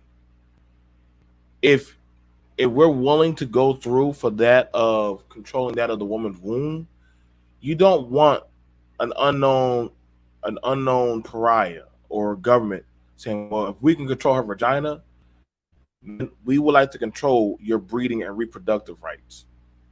Like, you have to have this certain amount of money, you got to do this and do that. Like, if they can play that game, or you're too old, stuff like that. Like, you got to think, man. Like, when you start playing those type of games, um, this is news. Allegedly, Nick Cannon has herpes. Damn it, man. Oh, yeah, I heard that. Yeah, so we don't know. I mean, if he got, I wouldn't be surprised. They already done found out R. Kelly got herpes. So shit. Like I said, that at this point, I think that's why they just stopped damn testifying. I think that's why they stopped testing for that shit. But they were like, shit, you motherfuckers don't give a fuck. Like, I'm telling y'all right now, man. Like, motherfuckers ain't stopping shit from happening. Now, again, I'm showing y'all the people who run, like, for the women. I'm gonna tell you right now, this woman. I'm gonna tell you right now, she's probably already tapped in with college. She looked like she looked like she runs with a sorority. Michelle can AKA tell, all the way. so Yeah. you could tell that. But I popped out with the colors. I said, oh, this is a Yep. sorority. You already know That's the AKA. frat brothers are going to vote for her. The sorority sisters, they're going to be like, yep, we already understand that where she's coming from, her ideologies. Like I told y'all, these certain types of people they're tapped in. They're going to vote for what they want to see. Now, again, men, y'all got the Nick Cannons, the NBA young boys, the all these guys who have money and resources. Where are you putting your money? Where are you pulling it?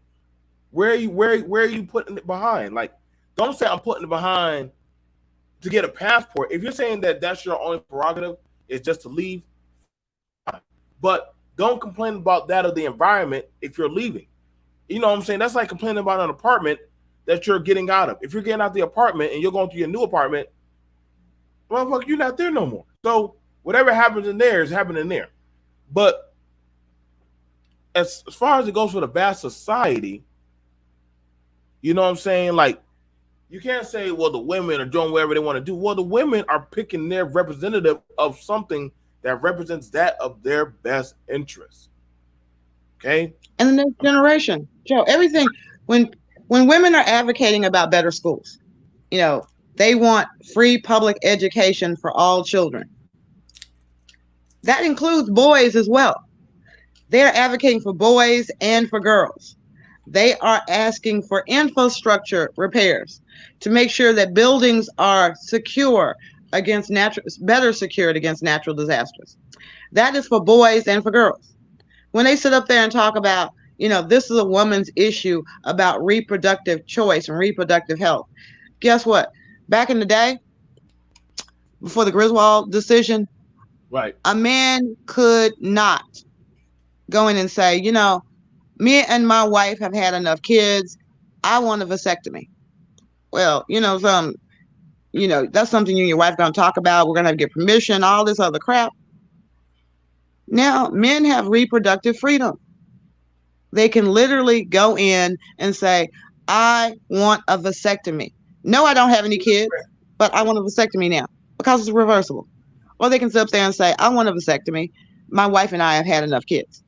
Financially, we can't afford any more kids. We just don't want any more kids at our age. These are things that people have fought for. They didn't just protest and march and yell. People ran for office on these platforms, and they got the laws changed. So yes, if you're in a state where you feel like, you know, men should be able to have a financial abortion, that sounds real cute on the t-shirt, don't it? Are you at the state legislature learning how to propose this bill, how to lobby and get this done? Otherwise, you're just trying for licks and giggles. Mm-hmm. What Joe and I are talking about are ways that we can improve the Black community. There are a lot of intelligent, hardworking people that have an opinion. I started the show talking about Mark Robinson. Mark Robinson was a concerned father. He was concerned. So he went to the school board meeting and he let the school board, not social media, he let the school board know how he felt about his children's education and what he expected. And guess what?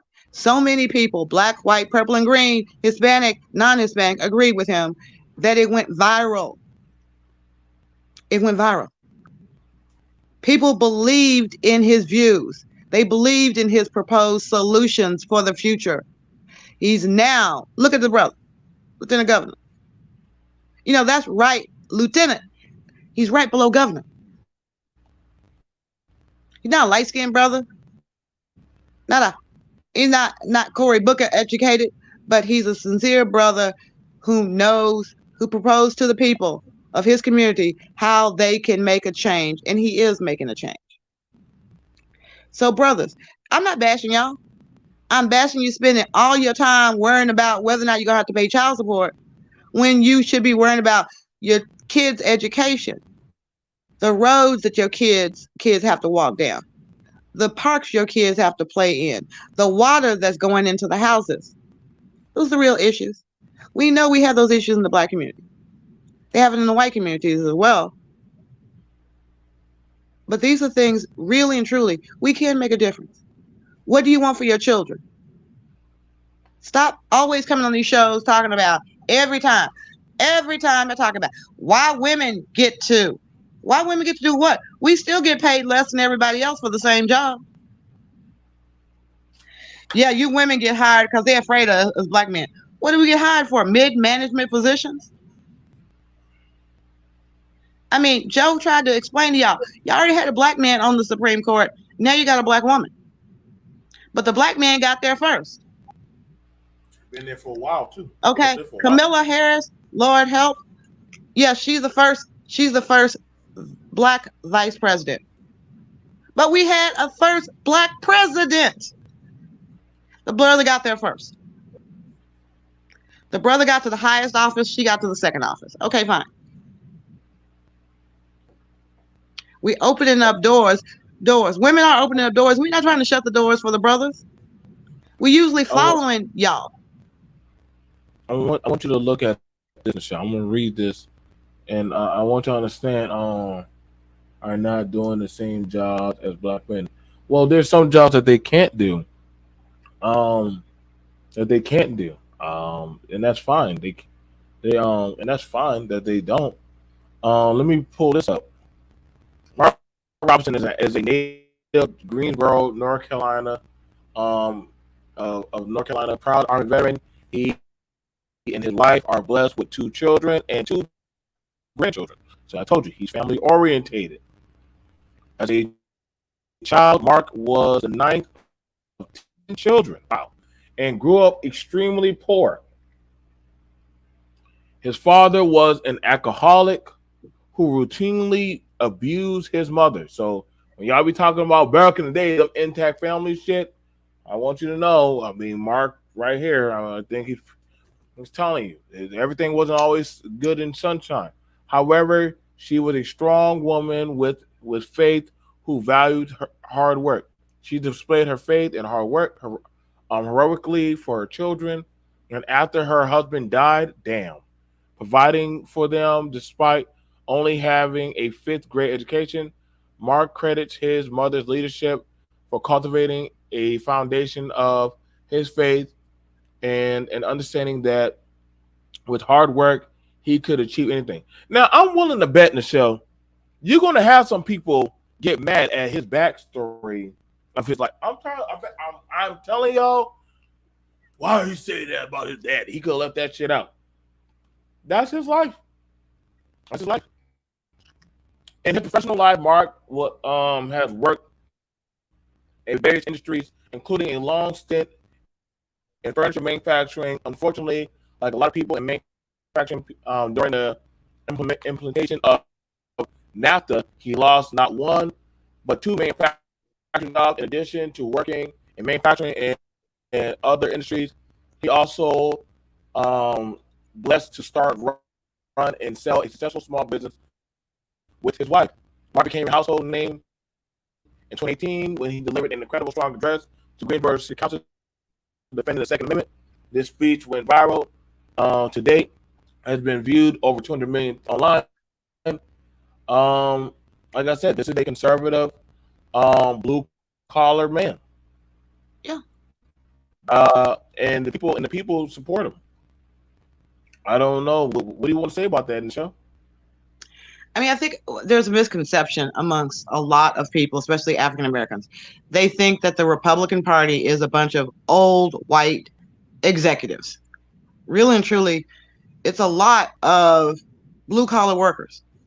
And one of the reasons why when you see gatherings of Republicans, you see so many older people is because they have time. They have time. The younger Republicans are at home raising the children. They're not trying to get a babysitter to come hear a speech about what a politician wants to do or could do. They can watch that from their computer. But what we found out with this last election, no, I don't believe it was stolen. I believe that people realize when you talk about the president of the United States, you're talking about the head of the household, head of the country. And people were yearning for someone that was stable. They wanted someone that was consistent. They did not want someone that was acting like a weekend dad. So what did they do? They picked the guy that was acting like a granddad. Stable, consistent. Maybe a little funny at times, maybe a little bit off the mark, but still acting like a grandfather. When politicians get all caught up in their own personal wants and desires, their egos, they lose credibility. But people like Robinson, he has remained focused on his family, his faith, and the community at large. And I believe a lot more brothers should be focused in on the community at large. Now, let's stop talking about these rap stars, these NBA stars. They not fixing the roads. Yeah. They not making the parks a safer place. Get involved in your local community. Find out what's going on. Find out who your mayor is. Find out who your city council member is. Find out who your state representative is. Find out what's going on with the state senate. Go around, introduce yourself. I'm sure you've ridden down the street and see a little green sign that says Office of Congressman such and such. They have local offices where you can go and voice your concerns. That's all I'm saying is, brothers and sisters, we got a chance. I mean, we have a black female vice president. What are we calling on Kamala Harris to do? Because she has a lot of sway. Do you understand that she is the tie vote caster? That when the Senate meets, if it's 50-50 Democrats, 50-50 Republicans, guess what? Kamala Harris gets to say, boom, this bill gets passed. If she's for the bill, she can get the rest of her people on the bill, and maybe some of the conservatives, and get shit done. All these things that we whining about, reparations for black people. Okay, one, it's not a very popular thing, and we know they got the money because look how much money they sent to Ukraine. And it's never going to be enough. Every time I watch the news, we're sending them another $1 billion because they've done so much with that money. Yes. But do you think if we got reparations, they wouldn't be monitoring the money the same way that they monitoring the money they sending over to Ukraine? They want to see results. They're not sending Ukraine money because of past injustices. They're sending Ukraine money for results. They're going to have to pay that back. That shit's getting paid back some way or the other. We'll see. I'm telling you right now, like when I look at this stuff, and like I said, for a lot of y'all who are ever content creators in North Carolina, you might want to go check in on this guy. Just like we have this woman, Eileen Davis. I'm going to be more invested in checking on her information and looking at her talking points. Like, I'm just saying, man, like, listen, y'all want changes? You got to participate in the political arena. Y'all say if your group that you're with is not talking on the political stuff of what's going on with the country or your town or your city or state, you might want to change up your affiliation. I know my people that I talk to. Listen, that's something that's fun for me in the shell to go back and forth and talk about stuff. That's how we stay up to date on a lot of stuff. You want to sit with those of your equal that you can have these conversations with. Not, man, what are we gonna do about these bitches? Don't get me wrong, we do have that of household conversations, but we also understand that guess what? Y'all can never holistically control that of what a man or woman do behind closed doors. Good luck. You're not going to control that. That's a self-interest. We at one point in time, don't forget, we did have the sodomy laws. And honest to God, as a mother, and I think these laws were passed by men who were concerned about their daughters, that in case their daughters, tried to sneak around. We've all heard the story of the Scarlet Letter, where back in puritanical times, if you got pregnant by someone other than your your husband, excuse me, I don't know why I said it. If you became a mother and your husband wasn't around, you were shamed. They stopped doing that because, why? It was hurting the children. Why? You're shaming the mother, you're also hurting the child. So now we're at the point in time where, yes, black women get a lot of office jobs. Yes, we do. A lot of black women are going to college. Great. They're using financial aid to get into college. Brothers are coming out of college because of basketball. Girls don't have the same opportunity of getting a full ride scholarship to play basketball. Very few schools offer that for girls. Volleyball, again, because of ticket sales. We see the difference between men and women in the NBA and the WNBA. The ticket sales for the men is much higher than it is for the women. Therefore, women make less than men. Stop saying that myth has been debunked. You ain't been paying attention.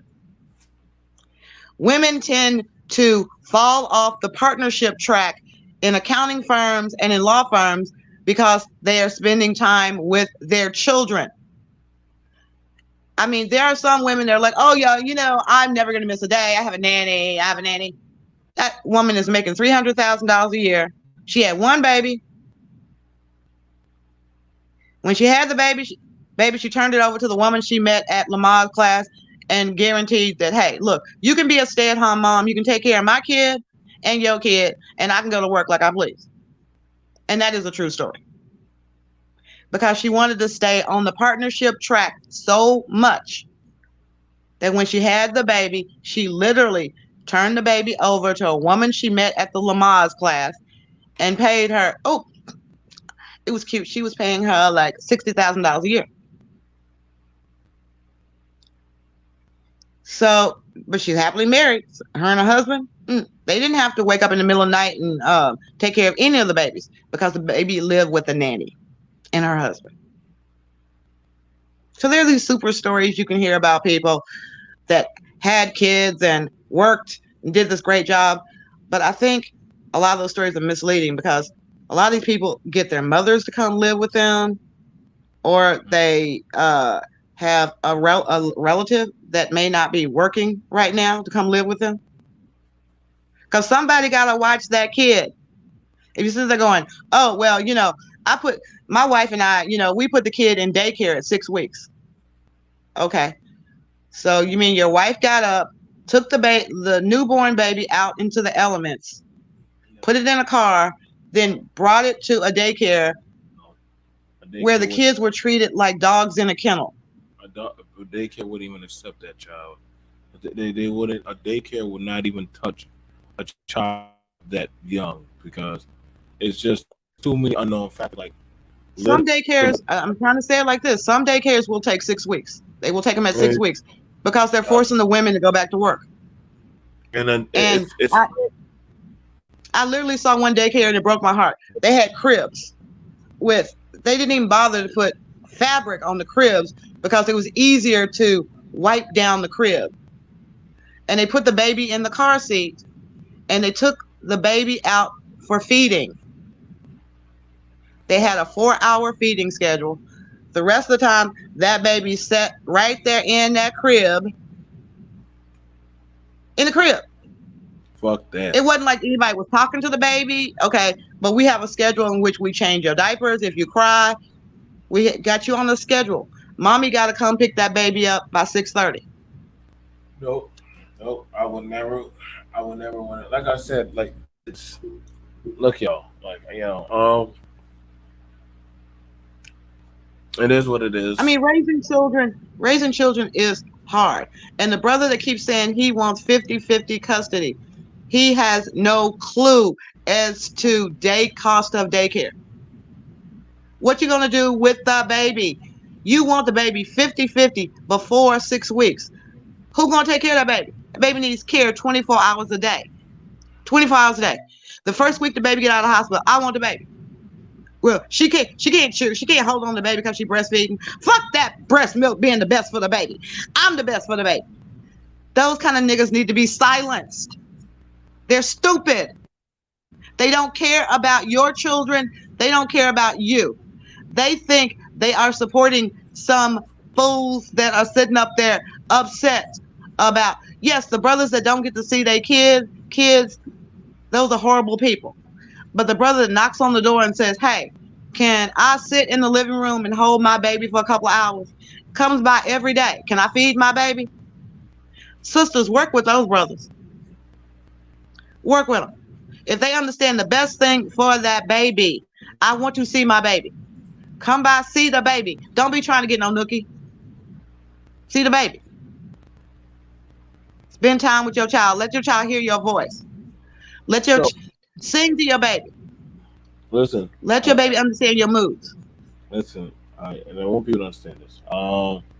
One person says is I would advise men, all men that are not legally married to the mother of their children to get 100% custody of their children. I mean, she could pull it off, but you're going to have a hard time convincing the court why to remove a preemie or a newly born baby from the mother unless she's dead or not psychologically there from postpartum or something like that.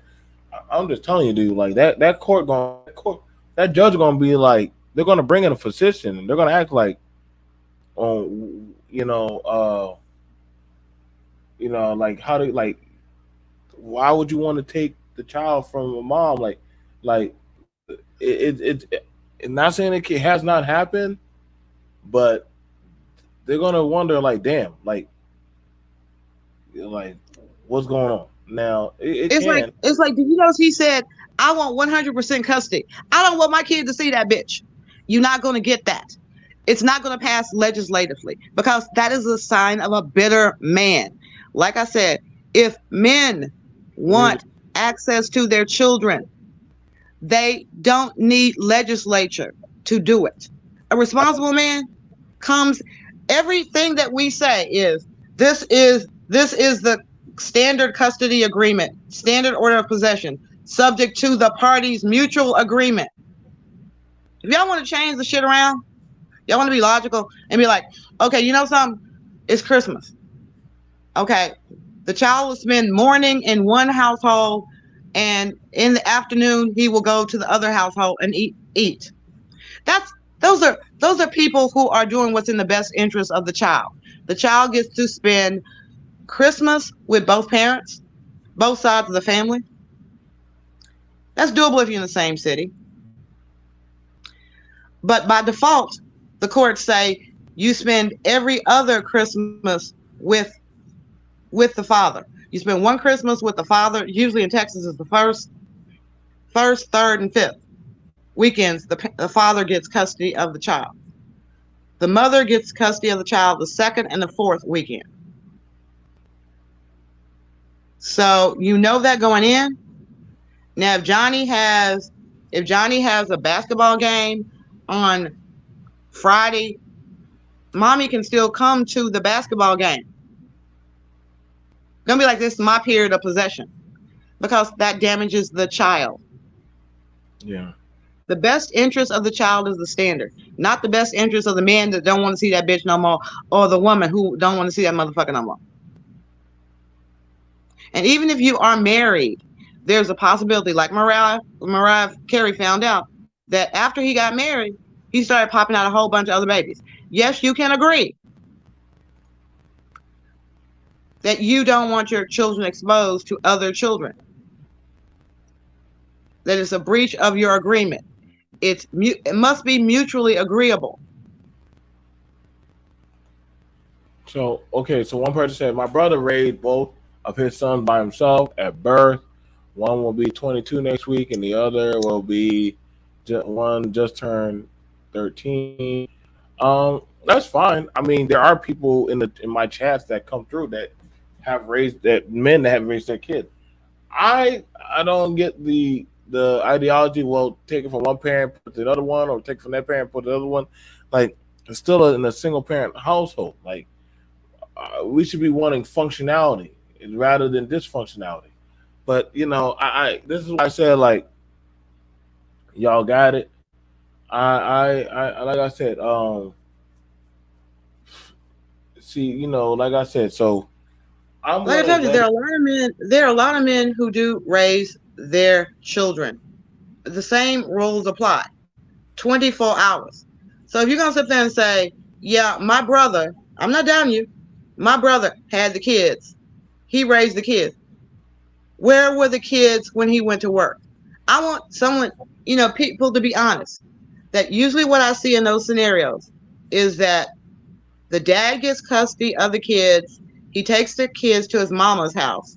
They're still being raised by a single black woman. I mean, brothers, if your mother is raising your child, that's where you drop the child off where you go to work. When you go to work, you go to work. She's responsible for that baby. That child is still being raised by a single mother. When you get off work, you come home, that baby is usually fed, washed, bathed. The only thing you got to do is put the baby down at your house. When the children get older, they cut out of school, they go to grandma's house, grandma picks them up from school, or they go to daycare. One person cannot raise a child by themselves and work. One person cannot raise a child by themselves and financially provide for that child unless they done saved up money like Madonna.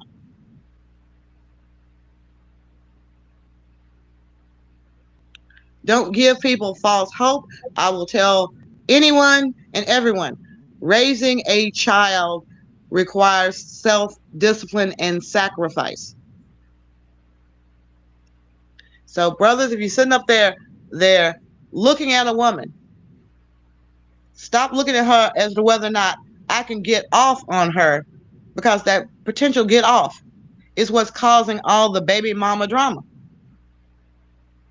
If you want to be head of your household, you got to think strategically. This is the kind of woman I want raising my child. Because guess what? Even if you don't want her to raise your child, that child got her DNA. And all those bad qualities you didn't like in her, some of that's passed on by the DNA. Give me something going, ooh, you acting like your mom. Ooh, you acting like your mom. Because they will. So that's what I'm saying. If you're going to sit up there and look at the political spectrum for being able to change black people's lives, and your only contribution is that we need to change the child support laws so that I don't have to come around my baby mama anymore. Sounds like you are not worried about what effect that will have on your child to be raised without their mother. How do you think a child's going to feel? I believe children should have access to both parents. Both parents are like the right and left leg. Yes, you can make it through life one-legged, but you actually are much stronger if you have both legs. And that's where we need to focus. Personally, I mean, I would agree with a lot of brothers that say, if you are single, I don't know you, it was just a booty call, I don't want nothing to do with that child, I think you should be able to relinquish your rights and your obligation. So if that child grows up to be Shaquille O'Neal O'Neal's biological father is sitting up there somewhere kicking his ass all day, every day. Joe, think of LeBron James? I think his daddy's kicking himself left and right. These things happen. There are occasions in which, mama says, look, I met this new guy. I want to marry him. You don't want to pay child support, say, yo, happy birthday, Merry Christmas. He can adopt. If you're a lady and you don't want to raise that child, and he's man enough to get a mother for that child, consider it. Make sure it's a good mother. Because I know how my biological mother was. He tried that mess, and she was literally a crackhead, and my mother went over there and got me.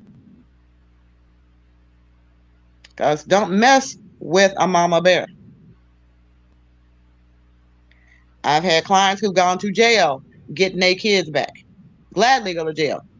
Just to make sure that they knew where their child was. And it was not in the hands of someone that meant that child harm.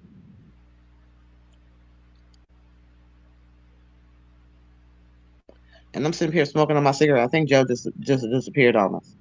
Let me look at some of the comments. Nope.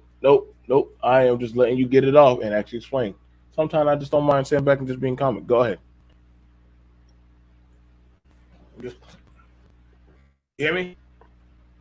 Yeah, I mean, I got to be honest with this brother that says I'm sitting here talking about women are the only ones that can do certain things. Yes, brother, man, do you not understand? A woman is the only one with the uterus. The woman is the one with the mammary glands. We're talking about physiological necessities that mothers have in order to produce another generation.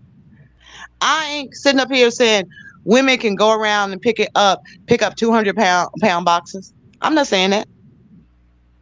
I'm not saying women should be paratroopers. I'm saying when it comes to the family, we need women. That when we look at population growth, we look at how many children are each of these women having in our nation, and we're seeing a decline. And it becomes a hot topic because while we sitting up there going, man, I want somebody to submit to me.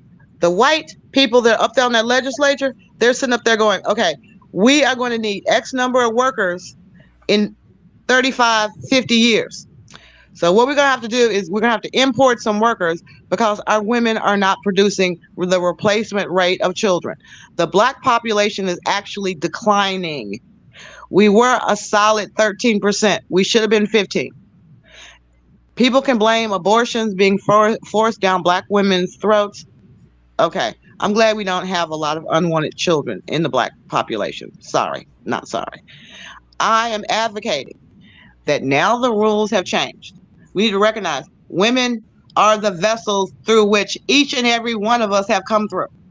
If anybody want to get on this panel and say, well, my daddy was the one who gave birth to me, please, please come on up. Okay, I'll drop that link. You need to recognize women are the ones that give children. Like, yeah, like I'll say this. You know what I'm saying? Sometimes, listen, if you really want change, you know what I'm saying? Like me and Michelle have done many a political lobbying and campaigning. It's gonna take that of lobbying. You know what I'm saying? You're gonna have the men that have resources and money. Hopefully, they will be responsible. I know y'all like to just think just the hood boogers are the ones making the babies, but you also have the men who have means of money and finances that are just like out these babies.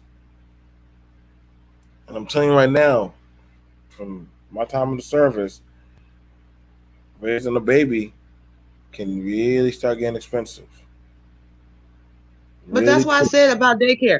That's why I said about daycare. We sat up there and told some men that daycares do not accept children until they're at least 6 weeks old.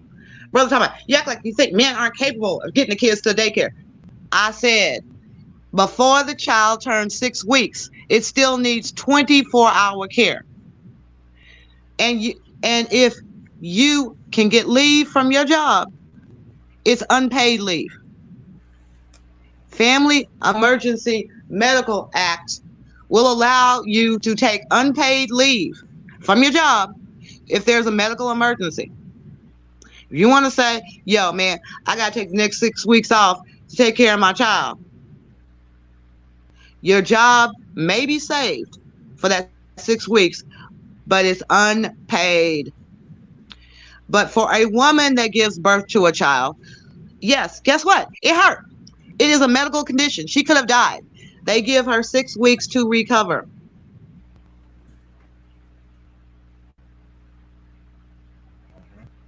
Both mothers and fathers need each other, ideally, but both are capable of raising children as single parents. We've seen this, so why are people disputing this?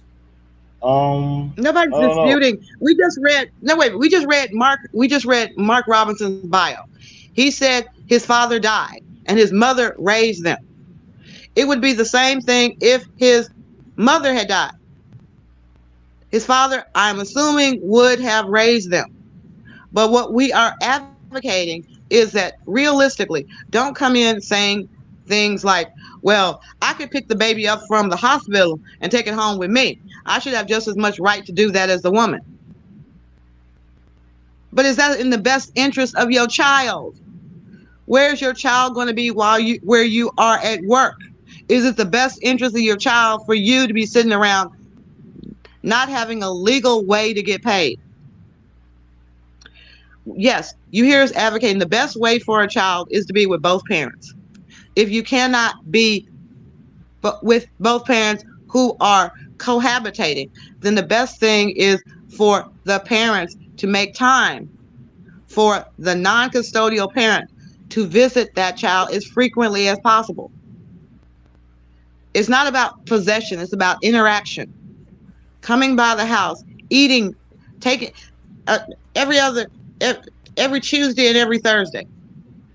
The non-custodial parent comes over, takes the child out to eat, brings them back home. Let the child have a sense of home, stay in his own home. In certain states, they advocate nesting. It's called nesting. That the parents change houses. The children always get the right to sleep in their own bed, familiar with their own surroundings, every day. So when it's time to change possession, dad goes to where dad lives. He stays there that week. The next week, mom goes to where mom lives, and dad comes to that house and raises his children in their home. It becomes the children's home, not mom and daddy's home. That's what people are advocating that really care about the best interests of the child. Okay. I'm only reading a few more, and then after we're done. Um, where is the child when she is at work? Well, okay, so we can. Can I answer that question one more time? The woman gets 6 weeks paid medical leave after giving birth. Most states have not enacted paid paternity leave. It's company by company. But by law, a woman gets 6 weeks maternity leave. That is the Pregnancy Protection Act. That also, let's move on to this. Fathers, if you want to be there with your child, you can use the Emergency Medical Act to get time off work, but it will be unpaid. So stop trying to compare apples and oranges. When the I'm mother goes back to work, the child is at daycare, to answer your li- question. listen. I this is the convoluted issue that I'm learning from you two is that we're looking at that of perception. We're looking at that of perception, Michelle. Let's say perception. That's why I said these. I'm about done with live streaming. Anyway, I'm about done with live streaming. We dropped the link. If people wanted to come up, they could have came up. Correct? I dropped the link so people would have came up, they would have came up. We wanted to talk about lobbying. We wanted people to give them us the lobbying solution. It was never gonna happen. At the end of the day, people are gonna get in office and they're going to make that of their they're gonna make that as a hi, can you Yeah, when people get in office, they're they gonna have to think of the best interests of the next generation. they're going to. So So if we're on sitting two up here saying the best interest of the child, future generations, is to be raised by a male father who's working, and they have to put the kid in daycare for no more than 12 hours. So forget overtime. You you have to have the kid on Saturdays and Sundays because Pause. Hold on, wait. This talk was never about financial abortion. It was never about financial abortion, Shannon. Let me stop that right there. It was never about financial abortion. It was never about financial abortion. It wasn't. it's about, look, what we're saying is black men, black women. We Fuck. can pass laws to help our future generations. We can do that. But they have to be about our future generations. When we're talking about infrastructure, we're talking about building buildings to last 20, 30 years, maybe 50 years. The money that is needed to do that for the safety of our children and the children to come. That's what, when people get in office, the platforms that they run on are about building a better community that will last 20 and 30 years. It is not about anecdotal situations in which, yes, some mothers have died giving birth and the fathers have raised those children. Shout out to them. Whether they were married or not married, shout out to the fathers who raised their own kids when the mother was not available. I'm not saying you can't do it. What I've said is the best situation is for both parents to be there for the kids, like a right and a left leg. If you don't understand that, and you think I'm saying that men cannot do what women do, but I said respect what women do that men can't do. Women have to carry the babies. That now with the new legislation in place, there's a greater likelihood that women who accidentally get pregnant cannot legally get an abortion in their state. So that is going to increase the number of unplanned pregnancies. Now, the legislation coming out of this is going to be to deal with an increase in unplanned pregnancies. So is it better for that generation to be orphaned by one parent? Someone just said they see that there among women, children raised in single households, there's a greater incidence of abuse. In a lot of cases, yes, there is. Why? Because you have a boyfriend. And in the animal kingdom, if you look at lions, when a new lion comes into the pride, he usually kills off all of the cubs of the former leader of that pack so that the women will go into heat and have his seed.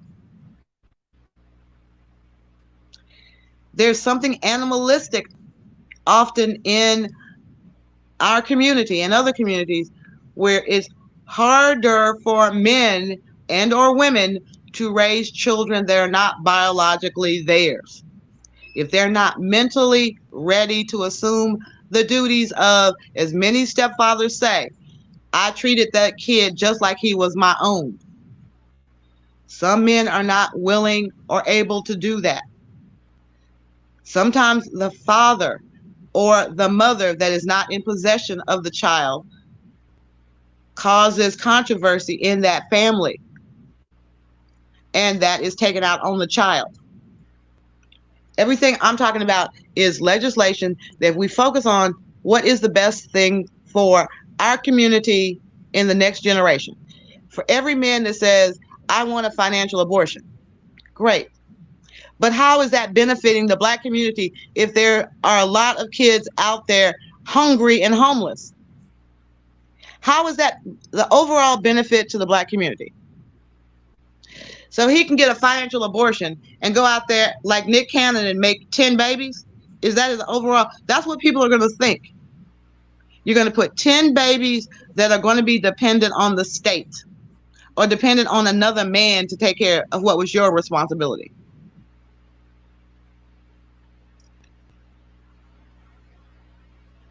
Let me go read these comments again.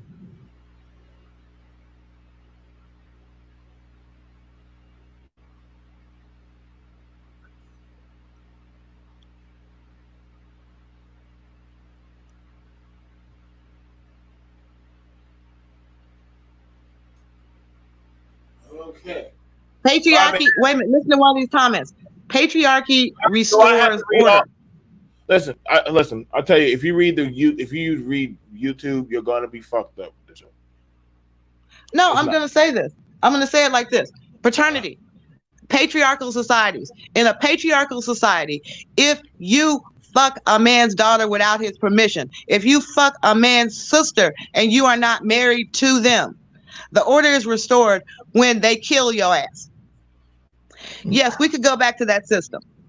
I'm telling you right now. Listen. Listen.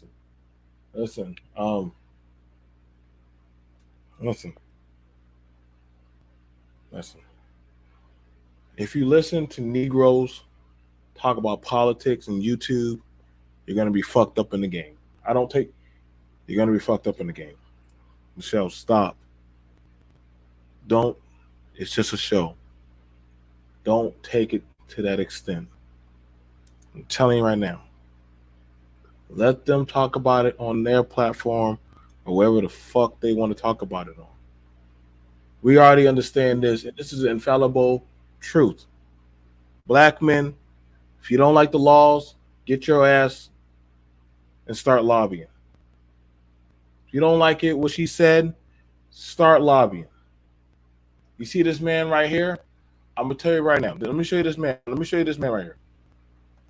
If you think this right here, this conservative man is on your side, you got life fucked up. I'm just letting y'all know.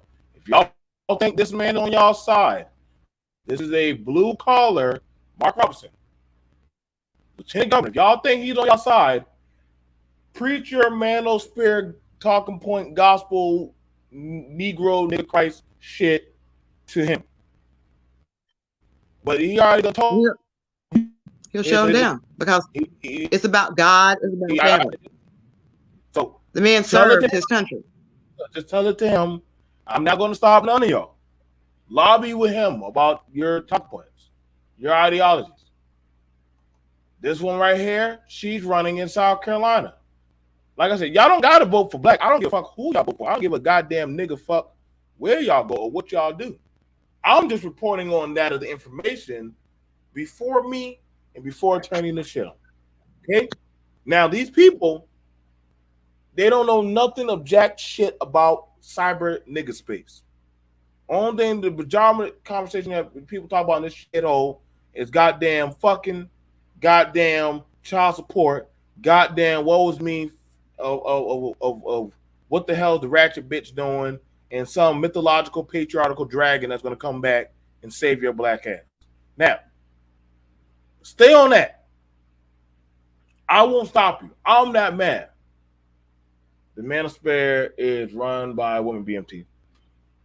Well, damn, Clue. What do you want me to do? I'm just listen. I'm not in that space. I am here, BMT. We are LLC and branded. We got our legal shit together. We got our shit together. We are over here.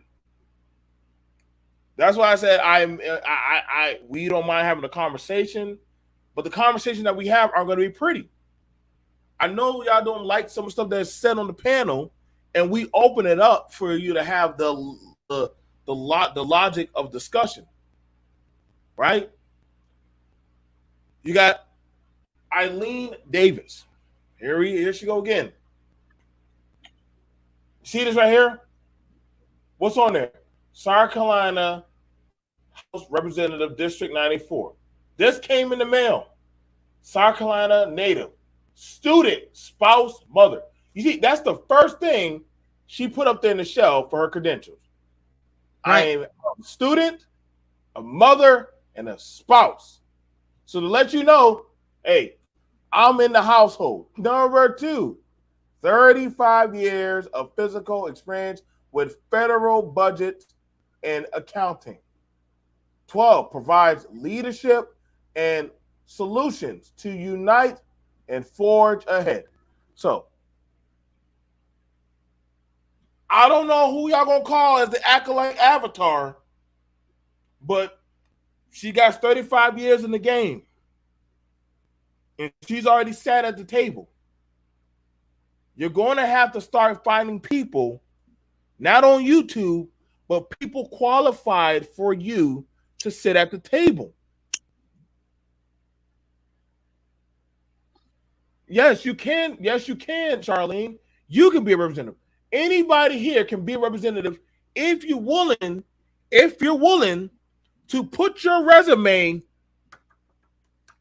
on the table. But best believe, they're going to scan what's your credentials, right? And they're going to say, what makes you qualified? Well, I am a student, spouse, and mother. I have 35 years. And they're going to throw that out there. And they're going to say, what do you have to compete with me? Because I've sat at the federal level doing the numbers. We got it right now. One of the biggest issues that Americans are talking about is, hey, what's going on with the budgets? What's going on with the federal budgets? What's going on with the money? What's going on with my taxes? You literally you have seen, Joe, what was that city where they had bad drinking water? Was it Mississippi or Alabama? Mississippi. I can probably Okay, right now. Mississippi.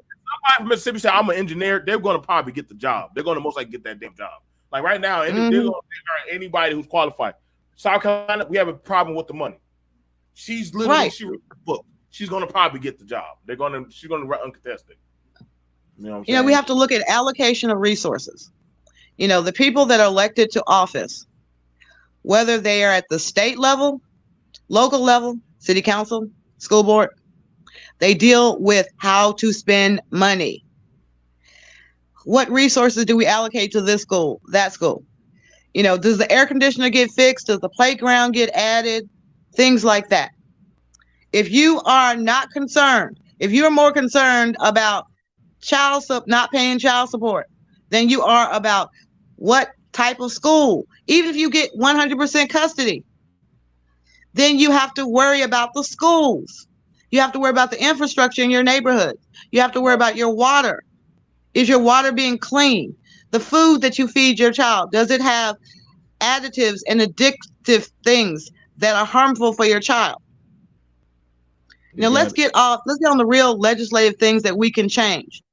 There are studies that show that some of the vaccines that they require children to get once they go into public school or daycare are causing a rise in, forgive me, I had a complete brain autism. Black boys are being born with a greater rate of autism. Is it because you're not choosing your baby mamas correctly? We don't know what's causing autism. Some people think it is the vaccine. They think it is targeted to our DNA. Cities that have large African American populations are very strict on the mandates for vaccines. So these are things that really and truly we should be looking at. That's why what are they putting in our water? That's why I asked them, that's why I try to ask y'all, listen, man. I know. I know you. I know you brought up Flint, Michigan, but right now the state that everybody's really looking at is right now Mississippi, because the water in Mississippi is not drinkable, not washable. You can't do shit with that water. If that water gets into the food supply, them motherfuckers might as well hang that shit up, because that shit they can't bathe. They can't even bathe in that water. They can't even bathe. And they're blaming the new contractor for coming in.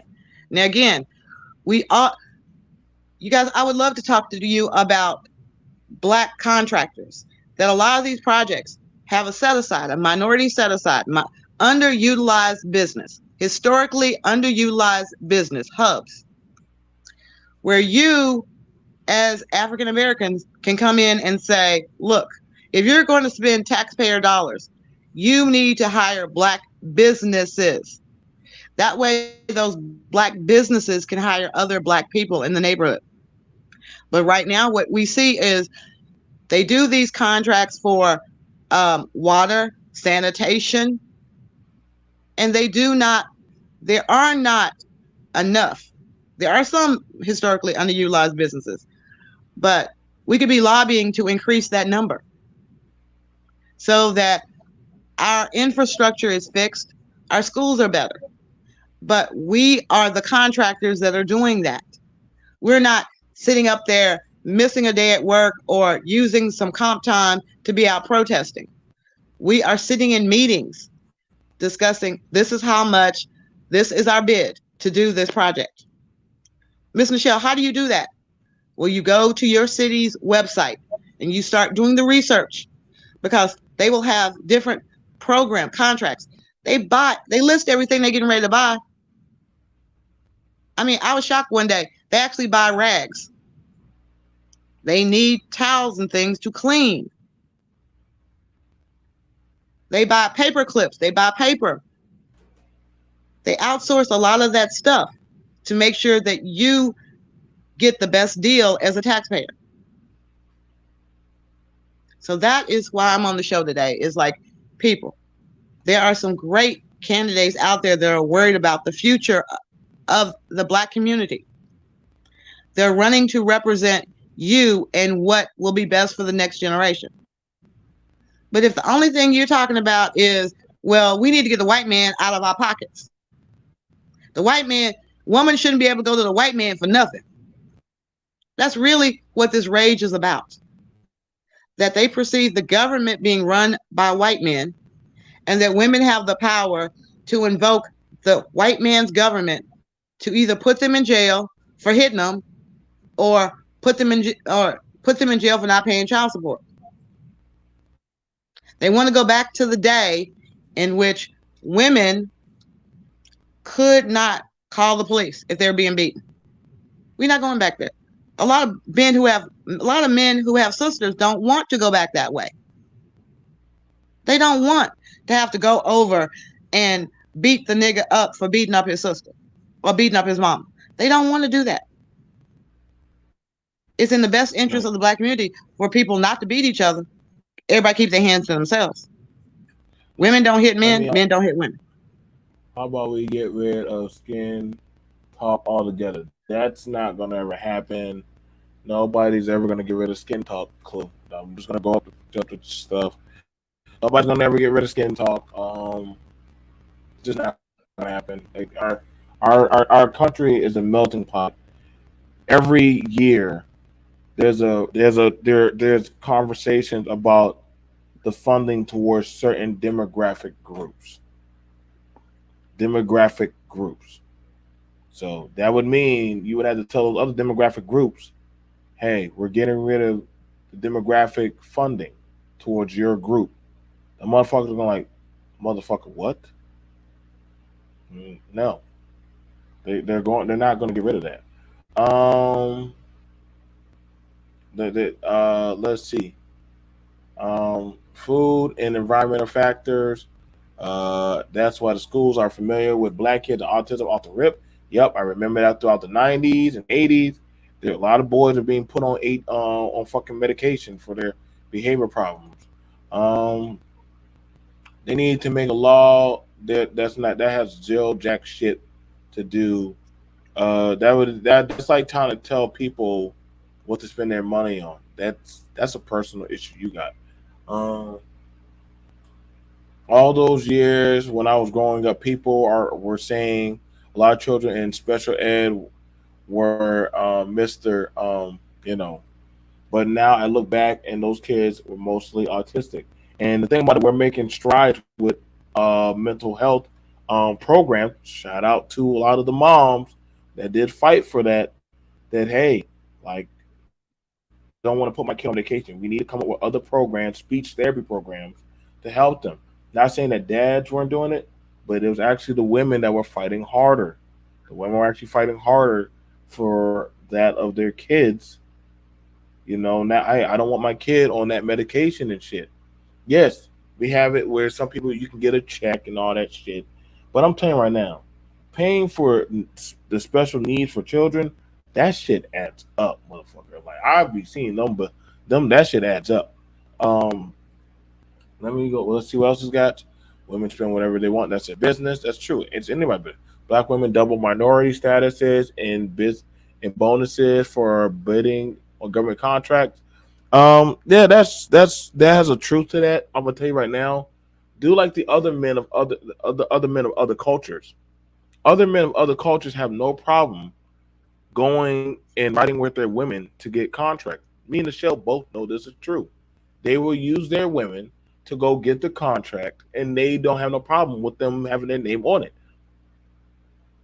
It's a timeless old trick since the kings. What has changed? Men have always used women to get that of favor with other men. To have dinners, have functions, have parties, have social gatherings. They're gonna do that now. Now they're doing double minority. Yeah, you better start working with the women. Create a solution. Okay, let's see. Thank you, Clue. How about we stop having skin talk? That's not going to happen. Um, um, there's the sound of something a white person is. Oh, and coconut would say, "Okay, I'll get away from that." Then you don't want the problem solved. Skin talk is the heart of every problem we have as Americans. Fair enough. It is because you have a melting pot of different ethnics, religious, economical societies that are mixing together. You have America is one of the very few countries where you can be poor and have that of an influential voice in a matter of minutes by just getting a camera in their face. Versus other countries, bitch, you poor. Shut up. What are you complaining about? You know, like again, you got different museums and backgrounds. I in the show will tell you that when it comes time for lobbying, these groups have communal meetings and say, okay, Michelle, run the books. How much money we need? Y'all gonna need $65,000. Well, to go get this done. Okay, we'll come back. We'll get back at you. Michelle is an attorney for corporations. You don't think they don't use those stuff to get their way? Like this thing goes a long way in the right rooms. They will use it. You know, so I get it, but I also understand that you're never going to get rid of the. You're never holistically going to ever get rid of the skin talk. You can never get rid of it. It's just one of those things that we, as a world society, we use. Everybody around the world uses it. So, um, I mean, Asians are 9% of the population, steadily growing. They are you not going to left, be silenced. you They're left not out going to the be silenced. part. You left out the part where the mother had to agree with those children taking the medication. Um, the mother can agree for the most part, but also the mothers can also that actually depending on the severity of how bad the child is, where as to listen, if we can't do nothing for your child can't stay in normal classes. That is actually a thing by the state. If your child has some irregularity behavior problems, and I in the shell will tell you this right now, I don't give a fuck who you think you are. Your child is not staying in that classroom. That guidance counselor, again, neglect. They're going to see it as neglect. We identified as a problem. We're going to register that. Your child has a mental health problem. We done the study. Like actually, when kids go to school, they do mental health evaluations now on the kids now because they know they're kids. Let's stay in the box of the black kids. We know there's a percentage of kids with mental health issues. So guess what? We offer these services. If you can't afford them, we can provide them through that of the state. But also, you want medication? Do you want a speech therapist? Do you want to go to a counseling? Do you want to be put in IEP classes? The parents or the guardian have to sign off. And if they don't sign off, in many cases, the school will say, look, your child is disruptive to the greater good of this school. You're going to Yeah, have to go to an alternative learning school. right. That's all they're So going to at do. They're that just going point, to, yeah, yeah, you can always try to homeschool, but a lot of homeschoolers are constantly being raided by Child Protective Services. like so that's the thing about it. That you bring up a point, Jay Daniels, but the thing about it is if you can't, if your child is falling so far behind, like let's say your child is falling far behind, that falls on that of the parent. Like they come after the parents, like getting it. Like nowadays, they're going after the parents now. Like, so your kid's not showing up to school, call the police, call child services. Your kid is not this, your kid is not that. Like nowadays, I get why some people say I don't want no kids. Because guess what? Now your child is that a part of society. And they have to be that involved. So yeah, that's a good question. Um Black women didn't have a problem with children taking that medication because they would get extra money from the government. Okay, I'm gonna debunk. that shit right now, really quick for you. Okay. Black people did not have a problem. Not just black women, black people. Do you know how many fathers were fine with their kids getting state funded aid than it happened to come out of pocket? You can look this shit up. Like, listen, hearing the state say we'll cover the costs for your kids, for your kids medication or speech therapy classes. Speech therapy classes can run you some pretty big coins, but if the state is agreeing to pay for it, they're gonna probably say, "Well, I'll take that." Now, if you want to fund pay out your own pocket, have at it. Motherfuckers will back up and say, "You got it." Actually, they're fine. They actually prefer you to take the cost. Now, that's a pretty hefty penny. Now, some people believe that, oh, wait, the mom is getting a check or cash in her hand and she just runs around. No, it's not a check that you can cash. It's actually, you literally, actually, the money is going straight to that of the agency now. Like, you don't even touch the money. It's literally going like, that's like saying like they're getting the money nowadays. Like a lot of the money y'all think people are getting, that money, the courts are going to get they're going to touch it way before you do because they're Yeah, handling the money. it's really kind of interesting that since they started title 4D, um a lot of people are really upset because it gives you an accurate record of when you've paid child support. It's a legal document. You can bring it in and say, look, this is how I've been paying. They did it as a public service. It was like people got together and said, look, these fathers are paying child support, but there's no record of it. They're giving cash. They're losing the checks, the return checks. They don't have any proof. It's costly for them to go to the bank and get printouts, certified copies of all documents showing that they've been paying. So what we're going to do is provide a service that if you pay through the government portal, it records when you paid and when it was disbursed every month. But that cost. Taxpayers did not want to pay for it themselves. They said the people that caused this mess, they should pay for us processing their payments that they can use in court and prove that they have been paying, or the woman can use, the custodial parent can say that they have not been paying. But the federal government gives money to support the workers, the people that are there collecting the payments, processing the payments. The state gets money. The state gets to hire more people. It is a business, but it's not designed to hurt men. It's designed to help you have an accurate record of how much child support you have been paying. And the cost that you have to pay that's taken out, the little extra you have to pay, is for your own benefit and protection. So we can look at things as always as a negative, but then sit back and ask, why is it like that?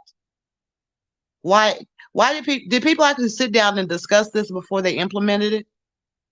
And what was the basis of them implementing this rule? Like I said, black men, you can opt out of the child support system by just simply keeping it in your pants or use protection until you find that woman that you want to marry and be your wife and raise children with. You don't Now have to worry about this child support as long as you do the right thing as the head of the household. Now here's the irony. I want to know here's the irony of this one. And Doug, you bring up some good stuff, and I want to thank all of y'all for your interaction. None of it was taken as negative. We read all of the stuff. We do enjoy answering the questions. Um, so this with the women getting met. Okay, majority of black people, as we all do not know, do not run businesses like that. I mean, we do have that of a business class.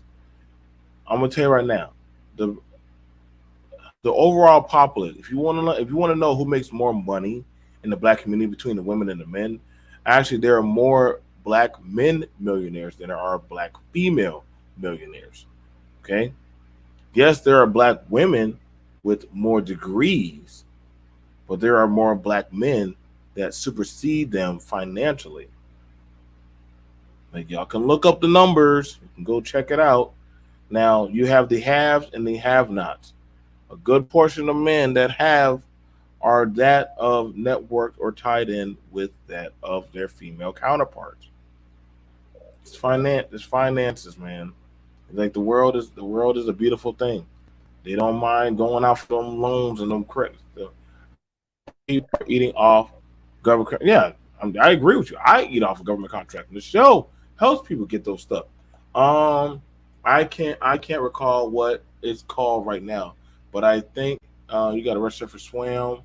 Yeah, the side effect of medication often takes makes them act out more than they did before they took it. Um, BMT, the schools already know which kid have mental issues when not true, not true. You got to test for that. That's a big misconception. Saying that they already that's like saying I just look at your kid looks crazy, but your kid is actually smart as fuck. But your kid lacks focus.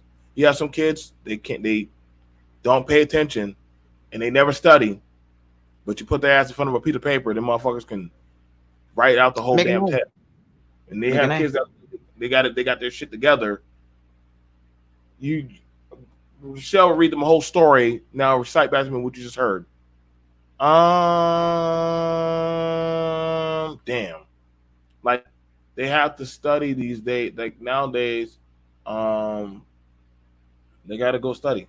I don't know what's false, but you would have to tell me.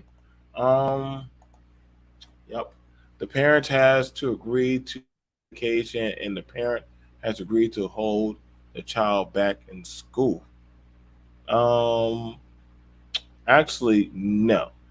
The parent don't have to agree to hold the child back in school. Your child fails. Your child fails. Your child fails. Your child fails. It's like them. You can they can pass you along to a certain extent, but if you fail, you fail. Like that shit, they can hold you back depending on like how what you fail on.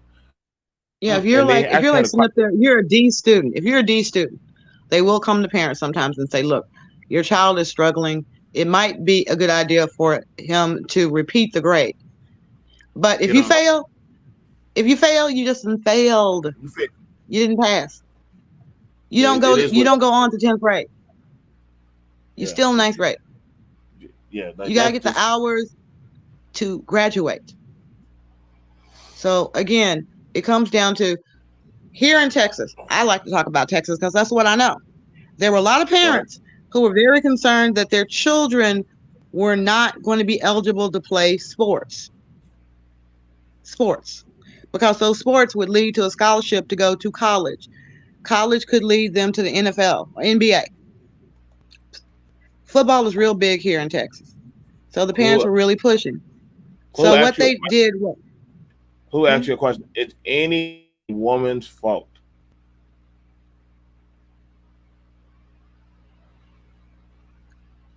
What do you mean is anything the woman's fault? I don't fucking know. Like, I honestly, mean, are you talking about like, let's get through this? What I've said over and over again in the black that's community, we need to start respecting the fact that the woman has a uterus. She is the pathway that all of us came through. She the I will do a pathway. show. I'm gonna do a show for that. Cool. I owe you. I'll do a show for that. I will do a show. So if we start Now, respecting that process and stop thinking that, oh, back in the day, black women could drop a baby in the cotton fields and go back to picking cotton. That's not the reality. That's not what your own mother did. Learn to respect your mothers. Respect the sacrifice that she did to bring you into this world. Then think about your children. Think about the fact that your mother, most of us have, are at that point in time we start thinking about our mothers getting ready to retire. When you start thinking about your mother retiring, 60, 65, or damn, she don't have enough money, she's gonna have to keep working until 70. But you're a grown ass man now. Are you thinking about how you're going to take care of your mother if she has a stroke, heart attack, okay. gets severe arthritis? What programs are available for your mother? Now, If you're saying all these black women are running around without husbands, where are the black men? Where are the now, older black men? What's going to happen to them? Who's going to be taking care of them? What are the now, costs mm, to put now, someone in a nursing home? now, hold on now. Somebody, now, cool, that's not true. You said, I've just heard men getting blamed. Yet we gave praise for a good 30 minutes to the lieutenant governor, who's a black man, a highly successful black man. I just said the majority, the biggest populace of black millionaires are men. I just said the men who are majority of the judges or in law positions, they're harder on the men. These are not things that we're guessing on. The father sacrificed by work and protection. Fuck, you're okay now. You're just in your feelings now. Uh, Yeah, it's like get out of your feelings. Because honestly, what I'm saying to everyone out here, Clue, start thinking come about on. your family. Start thinking about I your mean, family. okay, I know, but Clue, come on now. I know you. You can do. You're very well articulated on stuff. Now, but what we gave like the guy who's the family man, like Topaz said, even if she did, that was inhumane and forced, not a goal for the present. I like the thing about I'm gonna do the show. I'm gonna do the show right. I'm doing a show right by you, Clue. I think I got your email. What do you want if the men have nobody's forcing them? They got their money, they have their resources, they have their freedom.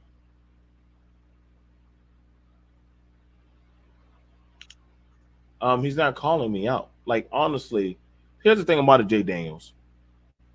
I don't give a fuck to pander to any group. No man, no woman. I don't pander. See, y'all are used to going to black men's spaces where they coddle you. BMT doesn't coddle you. You chose to come here of free of your own choice to sit here. If you want to go to Bernard Rally, go there. You want to go to Rest the Bad Guy, you want to go to Platinum Elite, whatever goddamn Negro Manosphere, Black Manosphere show you want to go to, you can go. I won't stop you. But here is a balance. Now it's interesting because when I was going in about the women rapping about misandries, talking points, or when we went in on Nia Long, where were you at, Jay Daniels? Where were you at? We gotten in on plenty of women and their fuck shit. Now the thing about it, But Joe, let me get back. Let me stop you real quick. All that stuff that they're talking about, that is not anything that you can legislate against. You can sit up here again for likes and giggles and talk about the way people are dressing or acting. But what we're talking about here, if a man just said, I'm assuming it's a man, he said, fuck your 9 months. You didn't say that to me. You said that to your mama. Your mama put in 9 months. Your mama. When you say things like that, you disrespect that you came in this world through your mother's womb. And you're going to say, fuck that? I hope your father was the one who provided protection for you. But that kind of rage and anger about the vagina, the womb that you came out of, that's unhealthy. And there's no legislation that can change that kind of mental behavior. It's like we have these shows where we're talking about we want to go back to the age of patriotism or whatever, where men were in control. Strong men ruled. Okay, I'm all for that. Strong men stand up. We just introduced you to a strong man that stood up. Mark Robinson. Strong black man that stood up not just for his kids, but for all the kids in his school district. Then he went on to the state.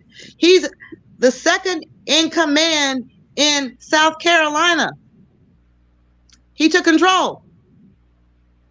He saw a problem, he stood up, and people rallied behind him because he wants to protect the next generation. So nobody's bashing men. We just refuse to talk about how you can get some pussy without any consequences. I've advised men on this show to use protection if this is not your wife. Preferably if you are ignorant enough in the day of AIDS and herpes to run around raw dogging, you don't get a disease. But disease should be on your mind first and foremost if this is not your wife. If this is not the woman you are monogamous with, protection should be on your mind long before you start thinking about the child support issues. What now? I'm asking the simple question, and I'm gonna do it. I'm gonna do a separate another show. Tell me the lobbying bills, and don't bring me no fucking bullshit ass nigga shit about some weave shit. Don't bring me about no fucking women cosmetics. Talk to me about some actual lobbying shit. Like the same person who said something about you've been pandering to women, but you haven't said jack shit, logical shit in my whole fucking chat the whole goddamn time. I'm asking about goddamn shit about what do you want to lobby about that's logical that I wouldn't mind putting my money on. Now, I showed one black man that's literally a Republican, conservative, and y'all get mad at me for that. Listen, I don't give a fuck for your nigger spear goddamn talking points. I don't. When I start talking about the real man shit, not no nigga shit, about some actual shit that we can actually put money on, that's actually profitable. But see, then I understand black men in these spaces don't know how to fucking lobby. No, if the government gets involved. No, Joe, I'm listening to some of these men down here. I'm listening. Okay, so let's pass a law. Let's pass a law that says, okay, before women can have sex, they got to go register with the state. And if you have sex with a crackhead, JoJo, we're gonna keep track of who you having sex with, and you're gonna pay a fine every time you have sex with a man that is a broke ass man. That's what we want to lobby for. We want the white man to come in and tell our sisters by law, you cannot have sex with a buster. We want the white man to come in and make laws that say, my girlfriend got to submit to me. What does that mean, man? I want a law that says my girlfriend need to bring me my plate first. Huh? Let's be realistic. Get out of your emotions and think about the next generation. We're sitting up there saying that there are black men out there that are out there making laws to make our communities better. There are lawyers out there fighting against laws that hurt our community. And no, child support is not hurting our community. If there was not child support, there would be thousands of children that don't eat. Men, do you realize you can go in and say, hey, we can agree to equal parenting. We can agree. In the best interest of my child, I'm going to look at your surrounding. I'm going to look at my surroundings, and we're going to agree. I want you to have access to this child. I want to do what's the best interest of the child. I had one client early on in my career that had a baby with a woman that had 3 other kids. She was a crackhead, basically. He knew she would not be a good influence on his child. So him being an architect, he had moved into like a low-income area to save money for a house. Had saved up his money, got drunk one night, the baby was his. What he decided to do was very noble. He realized that his child was going to be the siblings of this crackhead's kids for the rest of her life. She was going to interact with them. She was going to find out about them sooner or later. So what did he do? He offered the mother $400 a month in child support as long as he got to keep his child. This was 20 years ago, over 20 years ago. But he raised his child. His mother moved in with him in his house so that she could help him raise his child. Tucked the child in every night. Took the child around to see her siblings. Took them all out to eat so they could grow up and not be jealous of her. Not hate her for something she had nothing to do with. And another man who found out his ex-girlfriend had dumped him when she found out he was getting another woman, had gotten another woman pregnant. As soon as he found out about the 3-year-old kid, it was like, okay, you know something? We're going to make this right. I ain't been in this kid's life for 3 years. So what I'm going to do is from now on, I'm going to treat this child just like I do my other child. Whatever I buy for my house for this child, I buy for your house.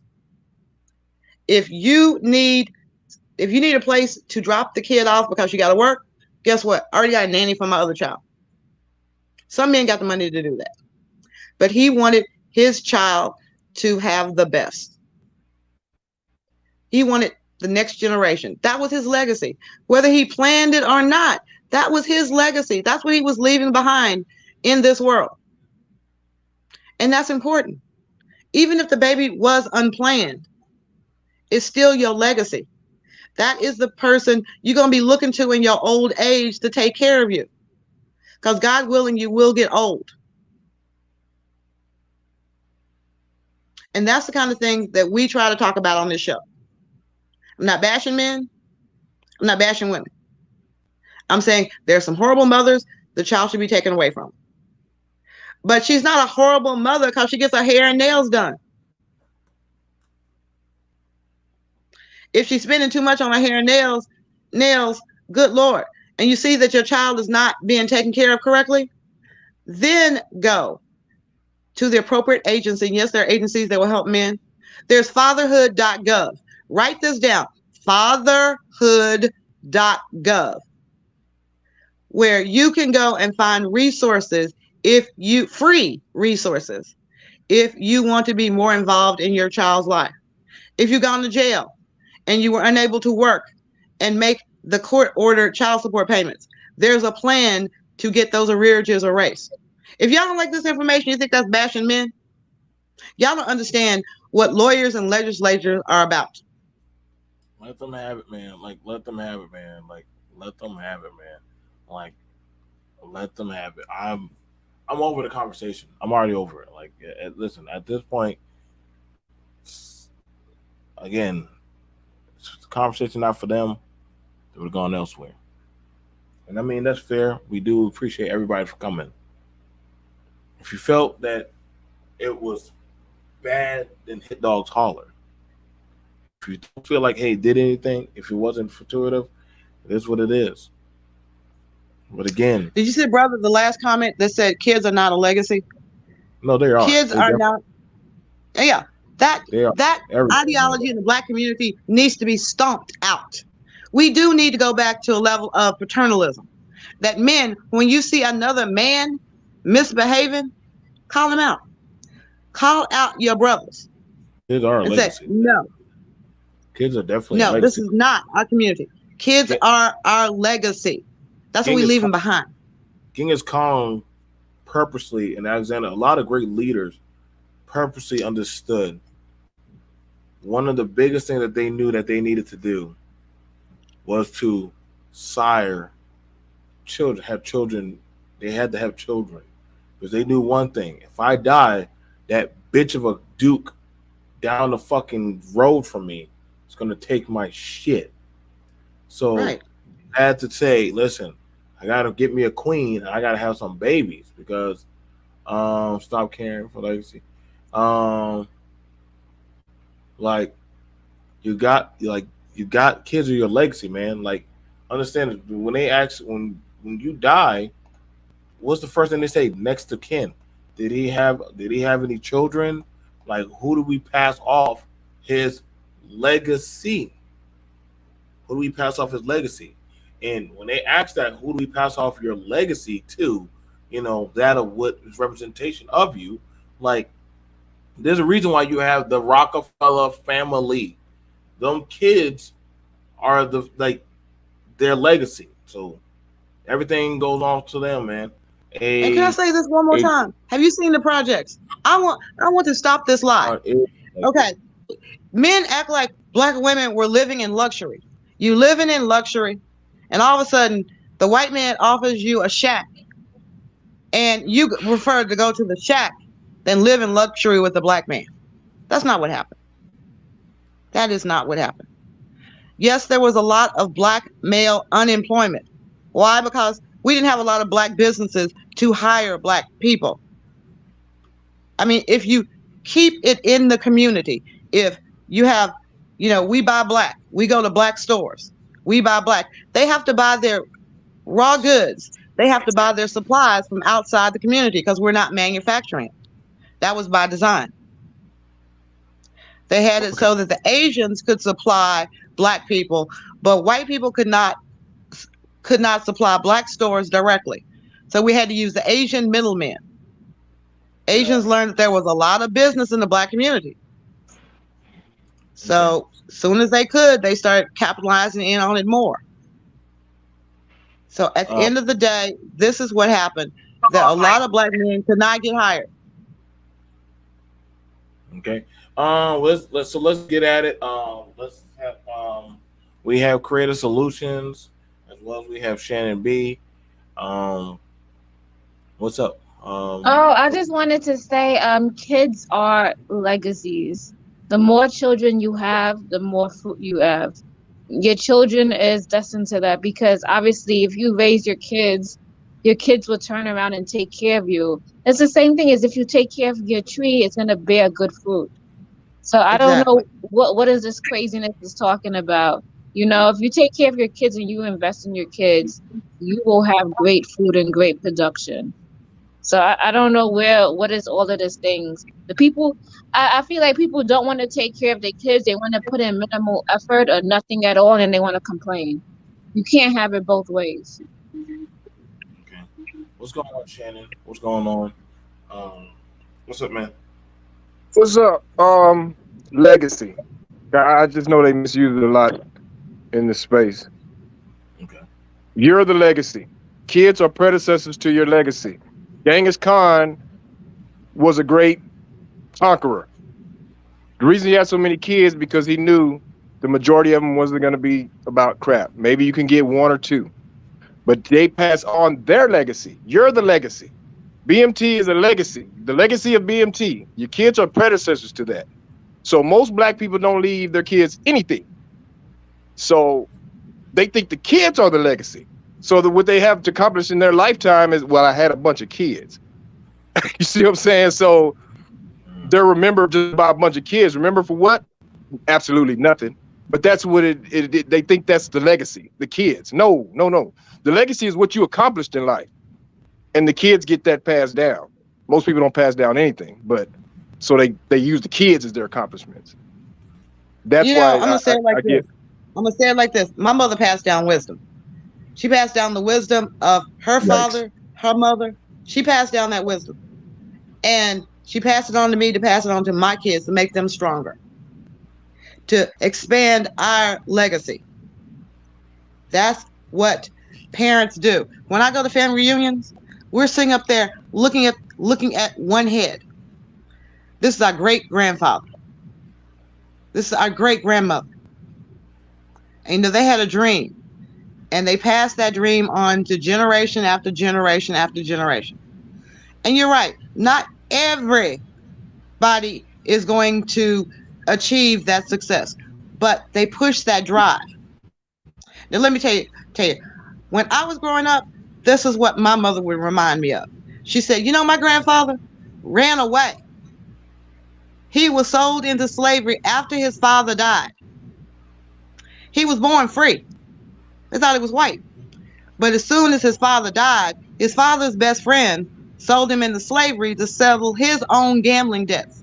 At 14 years old, John R. Lynch ran away, joined the Union Army, became a major, then went and got his law degree. He could not even ride on the passenger cars in Mississippi when he went to work as a congressman in D.C. She said, you have that blood running through your veins. You got lynch blood running through your veins. That's why I'm a lawyer. Because if he could come out of slavery and be a lawyer, hell yeah. All the opportunities I got now, I don't got nobody trying to whip me with no whip. I don't got dogs trying to run me down. I can sit any damn where I want to. So yeah, you can create a legacy that you pass on and on, that drive, that determination, that will, that wisdom. And no, it don't have to be. I don't have Lynch is not my last name. All the Lynch men did not have all had girls. But guess what? The girls were burning with that legacy. We were told to achieve, to try to be our best in whatever we tried to conquer. So yeah, I am a firm believer that your children, what you pass on to them does not have to be materialistic things. The thing that they stole from us when they took us from Africa was that sense of mothers were not able to sit down and pass on wisdom to their children because the children were ripped from the mothers and the fathers. The fathers could not sit and tell stories about their own fathers, their own land, because their children were ripped from them and they're around strangers. And those strangers told them stories, but who cares? It's like me sitting up there talking to my daughters about, Billie Holiday. She don't know who the hell that is. But I had to teach her. We've become a society of throwaway. That iPhone, I want the new iPhone. iPhone 13. I got an iPhone 11. We don't treasure things. But we can build up a legacy that is beyond just material things. We can give our kids a sense of this is who we are as Black people. This is what it means. It means this is the strength God blessed us with. The sun-kissed skin that we have, it keeps us from cracking. The strength that He put in our legs and our butts helps us to run fast. The mentality, the slaves that survived were cunning and strong. They taught themselves to read and write and do math and hid it from the master. Smart genes go through us too. Like I said, I want to just like I said, the main thing about it is, and I mean, two things can be right at the same time. Like I said, from how I was always told, your children are your legacy. If you don't have nothing, what I'm saying, that's the thing that you have left behind. Usually, and I get what Chan is saying about the predecessors, you know. I try to show that people that are today that are doing something fundamental, what I'm saying, with their life, to a man and a woman. One man in North Carolina that literally has over 200 million views. He has a voice.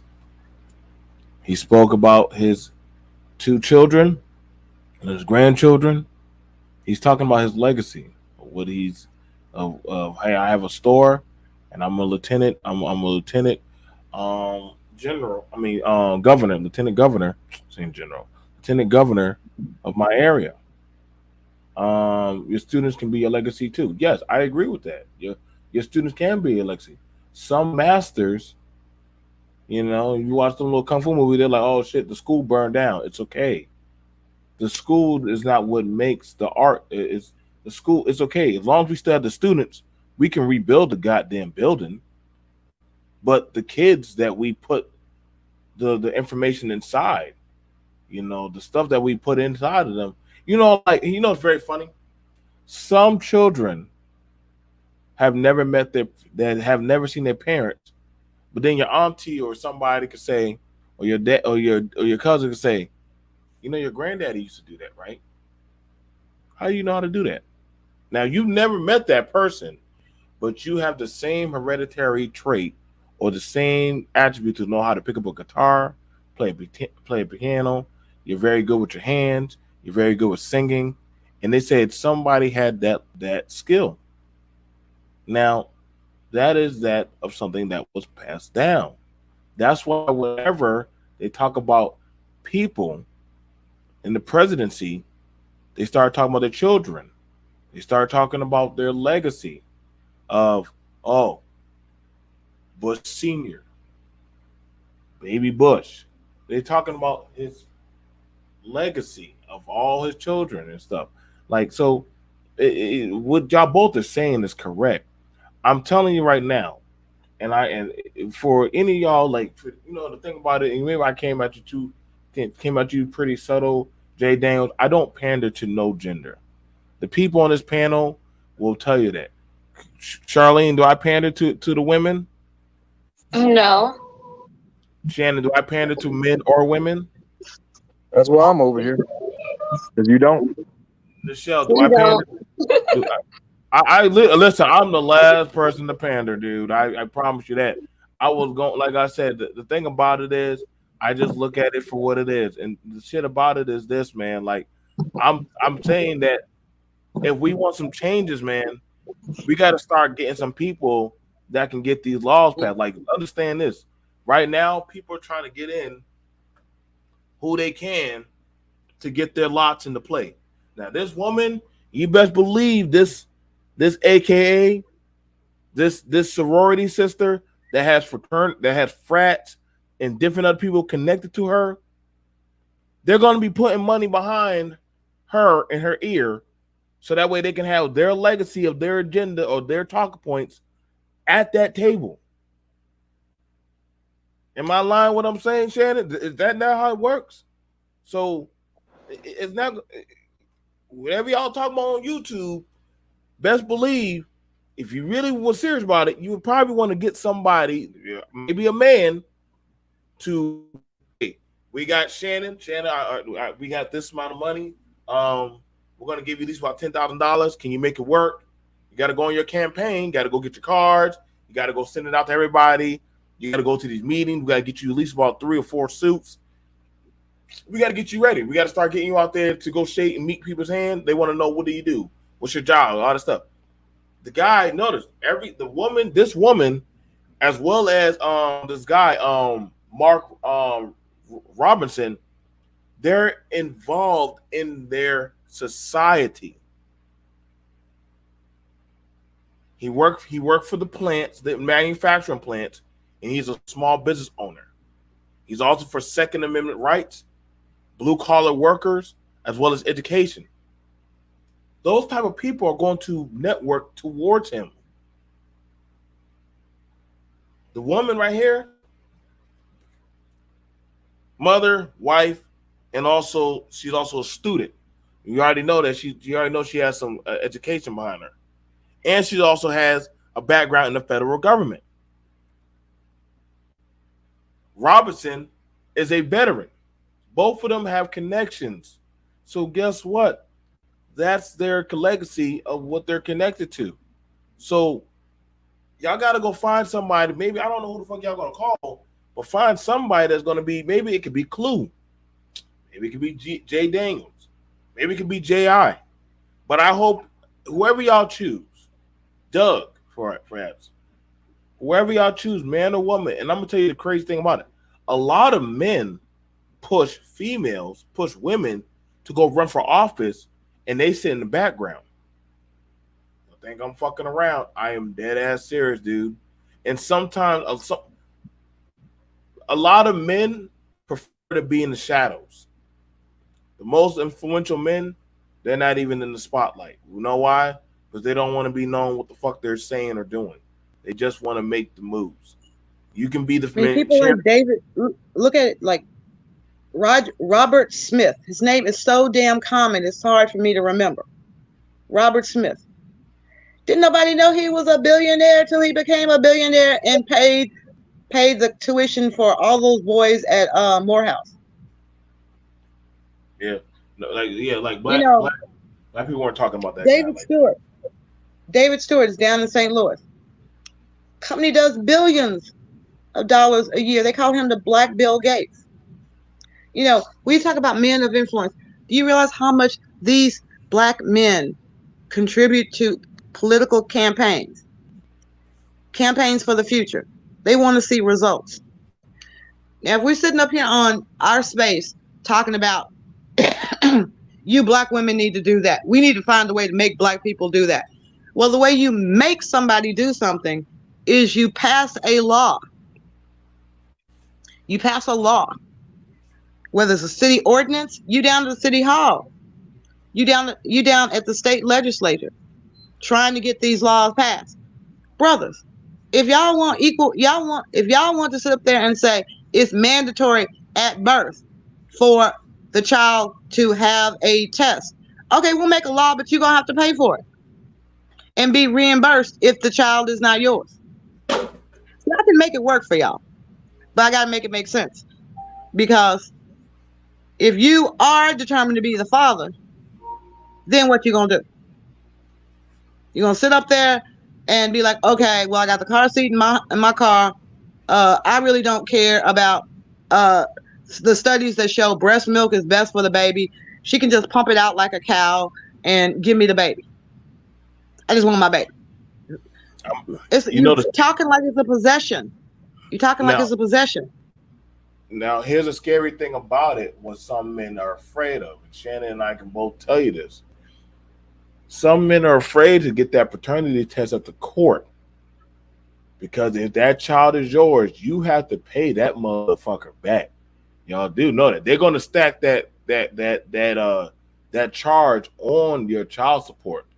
So if that child is yours, they're going to let you know, if we run a paternity test, I want you to understand that them paternity tests, they cost some money. Like they're not no $50 paternity test you get at CVS. That's why they say it's better for y'all two to handle that shit yourselves. Y'all could go get that paternity test and agree that we're going to agree with this paternity test. If not that, we getting the $700 to $800 paternity test, and that shit is getting tacked onto your child support. So, are you sure you want? The judge is going to let you know. Are you sure you want to do that? Yes, sir, Your Honor. Okay. Come back after the paternity test. And Joe, what cracks me up is when I talk to men. I talk to men who are upset about, this girl that it wasn't nothing serious. And I asked them, I said, on what date was she expected to give it out?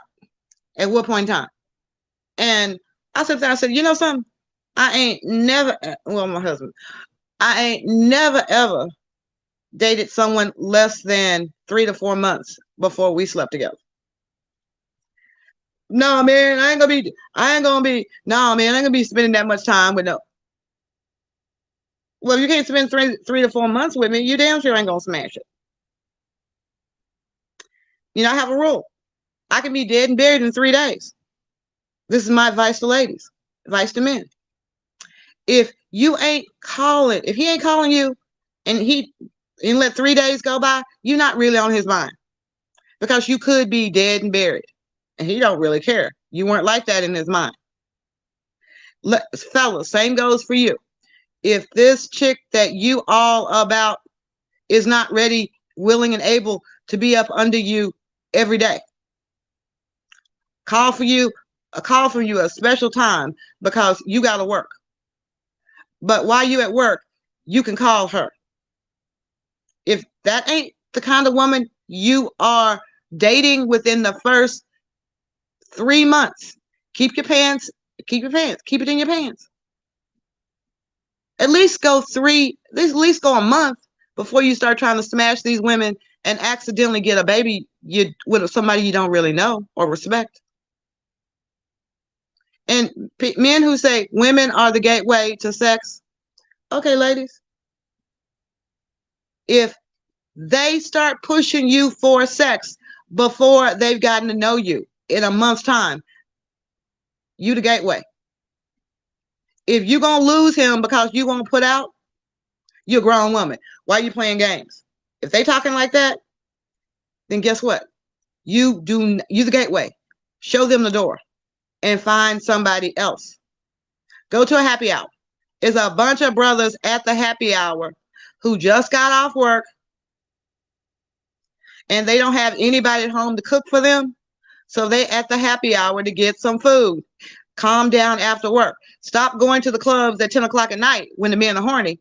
Go to the happy hours where men are hungry for food.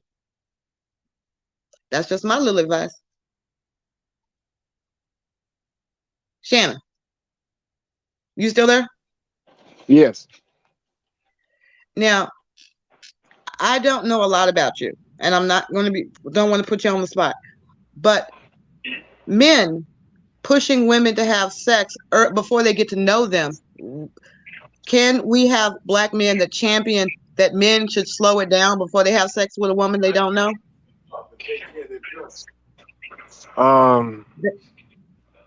Yeah. I'm trying to figure out how I want to answer it. Go on, confess your sins now, Shannon. Yeah, because it's a good question, but it's 2022 because I grew up in the 90 and 80 era. The women will have sex with you and won't call you back. So it's hard from what I grew up with. When I grew up with, you had to have your talk game together to get women. The women now, they will have sex with you and they will ghost you. So the dudes that are running around here with all this, trying to make them act right and all that craziness, it's starting to get old because most of the women are not on that. And that's the truth. The women that, like I said, I'm old fashioned. I'm like you. That's gone. In the 90s. That's gone. That's what I want to tell brothers. I understand what you're talking about because that's where I come from. But that whole thing is not there anymore. It's not there. Not with the majority of women. It's just not there. And I think I try to push my daughters to understand the games that's going to be played. I had my nephews, my godbrothers that were, pipping game to me. This is what brother's going to try to do. After he gone out on 3 dates, he going to try to get a return on his investment. If he pushes you too hard, you don't need a third date with that guy at all. So, yeah. And nowadays, it's actually the reverse. Now the dudes don't have a leg to stand on, and they're really negotiating with the women. And that's what they on this manosphere crying about because but the tables have turned. Why are they on the manosphere crying about, this is before you can have a baby, you have to date. And you get these vibes from a person if you take your time to date with a purpose, you get these vibes, and it's like if you realize that having sex with the wrong woman is like jumping out of an airplane before checking your parachute. Yeah, but that's the problem in the Black community. It's these kids, these random kids everybody want to have. That's the biggest issue I've seen by far. It's just they're not even thinking about a woman. They're not even thinking about a man. It's just okay. I want a baby now, and then they looking for random people to have it by, and they want the certain opposite sex to act right. That's all I ever hear is act right. I mean, they got all these fancy words for it, but it's kids. They just want to have all these random kids everywhere. And now what I've seen, because it's interesting to look at, all these random kids that they had during my generation, they're all grown now. So you see the mentality of a lot of them, because I read chats too, and I'm like, oh my God, I already know where they're coming from because they're that part of that generation of what my generation was doing. Because random kids was a big thing.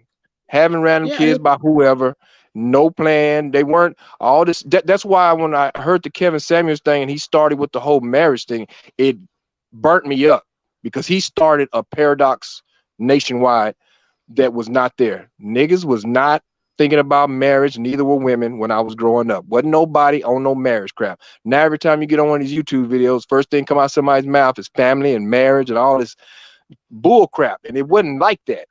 There's a reason why there's a bunch of kids that have single parents, because they never planned on being a family from Jump Street. The majority. I'm talking about the majority. And that's what I wanted people that are my age, 45 and older, stop lying to the younger kids, giving them fantasies about all this marriage crap and all that stuff that they never had. Man, they never had no plans on getting married. They never had no plans on family. You were a random. You just happened. And if you listen to the stories of the parents, they will tell you, you just happened. I was out there. You just happened. Didn't have no plans for you. And that's why I get kind of irritated with the word legacy, because they try to use kids as a legacy when you were just randomly happening. You weren't planned, you know, and we got the results of all this chaos that we created. We got the results of it. It's already proven. You know, everything's already out in the open. We see what it is. We got rapping kids. We got even the kids. This is so bad about the Black community. We have taught our kids so bad, even the older generation, so bad that even if you're a LeBron James all the way to a gremlin on the street, we see both of them as the same person. That's how bad it is in the Black community. How so? You know, that's how they look at it. Because no matter what, our standard of life and existence is white supremacy or white people. We don't even have a standard of blackness. It's just like LeBron James. I don't care if you're a billionaire, you a nigga. Okay, I don't care if you're a drug dealer, you a nigga. I don't care if you're a college educated kid, you a nigga. You still a nigga. To Black people's mind, the average nigga is equivalent to the average random white person, no matter what they do. You know? I agree with you. I worked at an African American owned company, and the CEO was an African American who had been a postal worker that became a multimillionaire. So he understood, you know, the workers' concerns, and he called in all his workers. And he basically asked them to increase production, you know, work with him. This brother stood up and said, "Man, you trying to treat us like them white folks treat us." Lord have mercy. And I honestly will tell you, as an employer, I expect when I hire a Black person, I expect them to be proud of working, because I was proud of working for a Black-owned company, proud as hell. When I co-founded Saflin, I was proud as hell. It was 2 minorities and a rich white boy, but Lord have mercy, when we would sit up there and hire people, I had a simple policy. I don't care what time you get here, as long as you don't care what time you leave here, because you're not leaving until the work is done, or you're going to get fired. That's just the way I am. But the pride, there were so many people that were happy to work for a Black-owned company. And others were like, but to build a company, I saw a man build a company from scratch and try to leave it to his kids. But How'd that go? I already know how it went, but be interested to hear. You understand that it's like, it broke my heart. I sounded like, when we were trying to sell the company, I was acting like a kid because they were selling my home. And it's like, no, y'all don't want to buy this. Y'all really don't. No. You know, that there's a crack in the foundation. You know, there's a ghost in the house. Anything I could say to scare them off, I tried. But my company got bought out by Alberta Culver. It was a business decision. Many people criticized my CEO because he didn't sell to a Black man. The Black man tried to get a discount. Now imagine a billionaire trying to get a discount because he's buying for a Black man. It wasn't gonna happen. That's what I'm saying. So we do need to learn to respect. When I get my hair done, you know, I tip her good because I know she's doing my hair right. But that's what we need, because we didn't have a structure during slavery. We were all slaves. You know, white people do have a class system in their society. When there was a civil right, before the civil rights movement, there was a class system.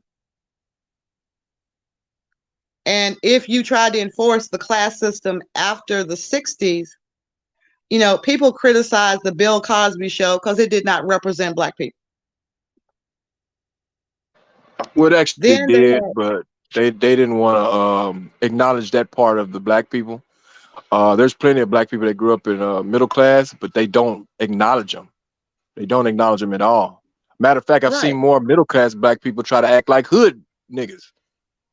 And You that's know, what and our kids are taught that if you don't act a certain way. I was a magnet student. I came from the hood, but the west side of the hood. So this little community had been carved out for Black people who were servants to the white people. And those people had kids and grandkids, and some of them stayed, some of them didn't. I was adopted by a 60-year-old. So I went to the white schools. And when I started going to the Black school, an English teacher, first it was a Black English teacher, she pulls me and my friend aside, and I will say that his father was a millionaire, part of Beatrice. If you don't remember what Beatrice was, that's a sad part of our Black community. The first billionaire Black-owned company was Beatrice. This was a son of the second president of Beatrice, the brother, Gene Fugit. His father is now the vice president of Beatrice. So he had gone to private schools all his life. He wanted to finally go to the school his mother had gone to when she was a child. The English teacher pulled us aside and said, if you're going to be at this school, you're going to have to learn to be bilingual. I said, I'm taking French. He said, I'm taking French, Spanish, whatever the hell he said. She said, no, you're going to have to learn to talk Black. Then the white English teacher set us in a class where the kids from the magnet program had to learn how to talk Black. Tamron Hall was in my class. We had to sit up there and watch a video. It said, yo, after this, we're going to take my ride and go over to my crib and chill. Subtitles.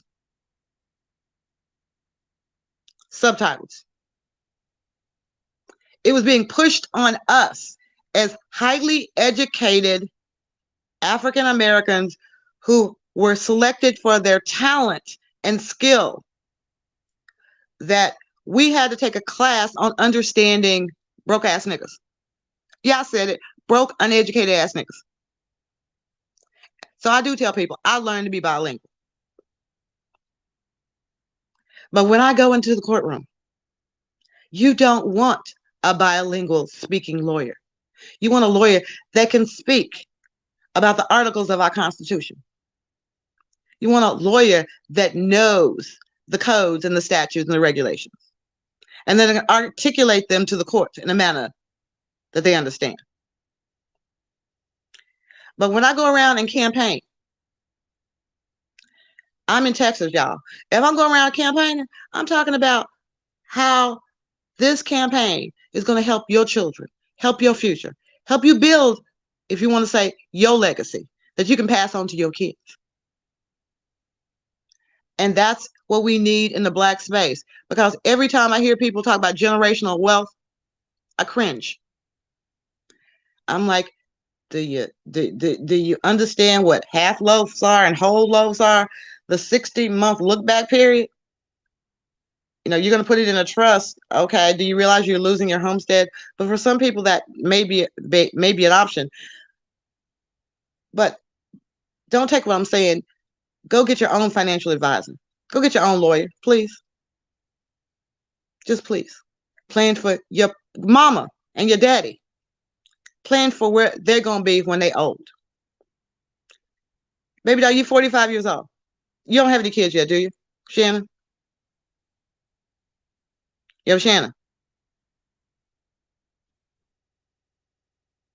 Shannon.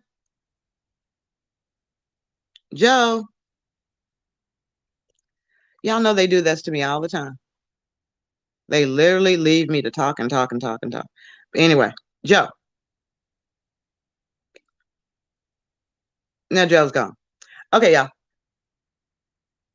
This is not my show. Oh, go I got ahead. some work. I'm on here, Michelle. Oh, hang on. Hold on. All right, guys. So do y'all want me to go ahead and end the show for today? Michelle, you did. I know right now. I'm gonna probably hit you up later to probably talk about that of some lobbying right for contingencies for women and men. So I'm probably gonna definitely have to talk to you about that. We kept it cordial and pretty balanced. Thank everyone for coming. We definitely did the show. I know some people felt like men were getting bashed on, which they weren't. But we love y'all. Please check us out. Hit us up on the podcast. Email us at blackbrother123 at gmail.com. We'll see you guys later. Much love. Shout out to attending the show.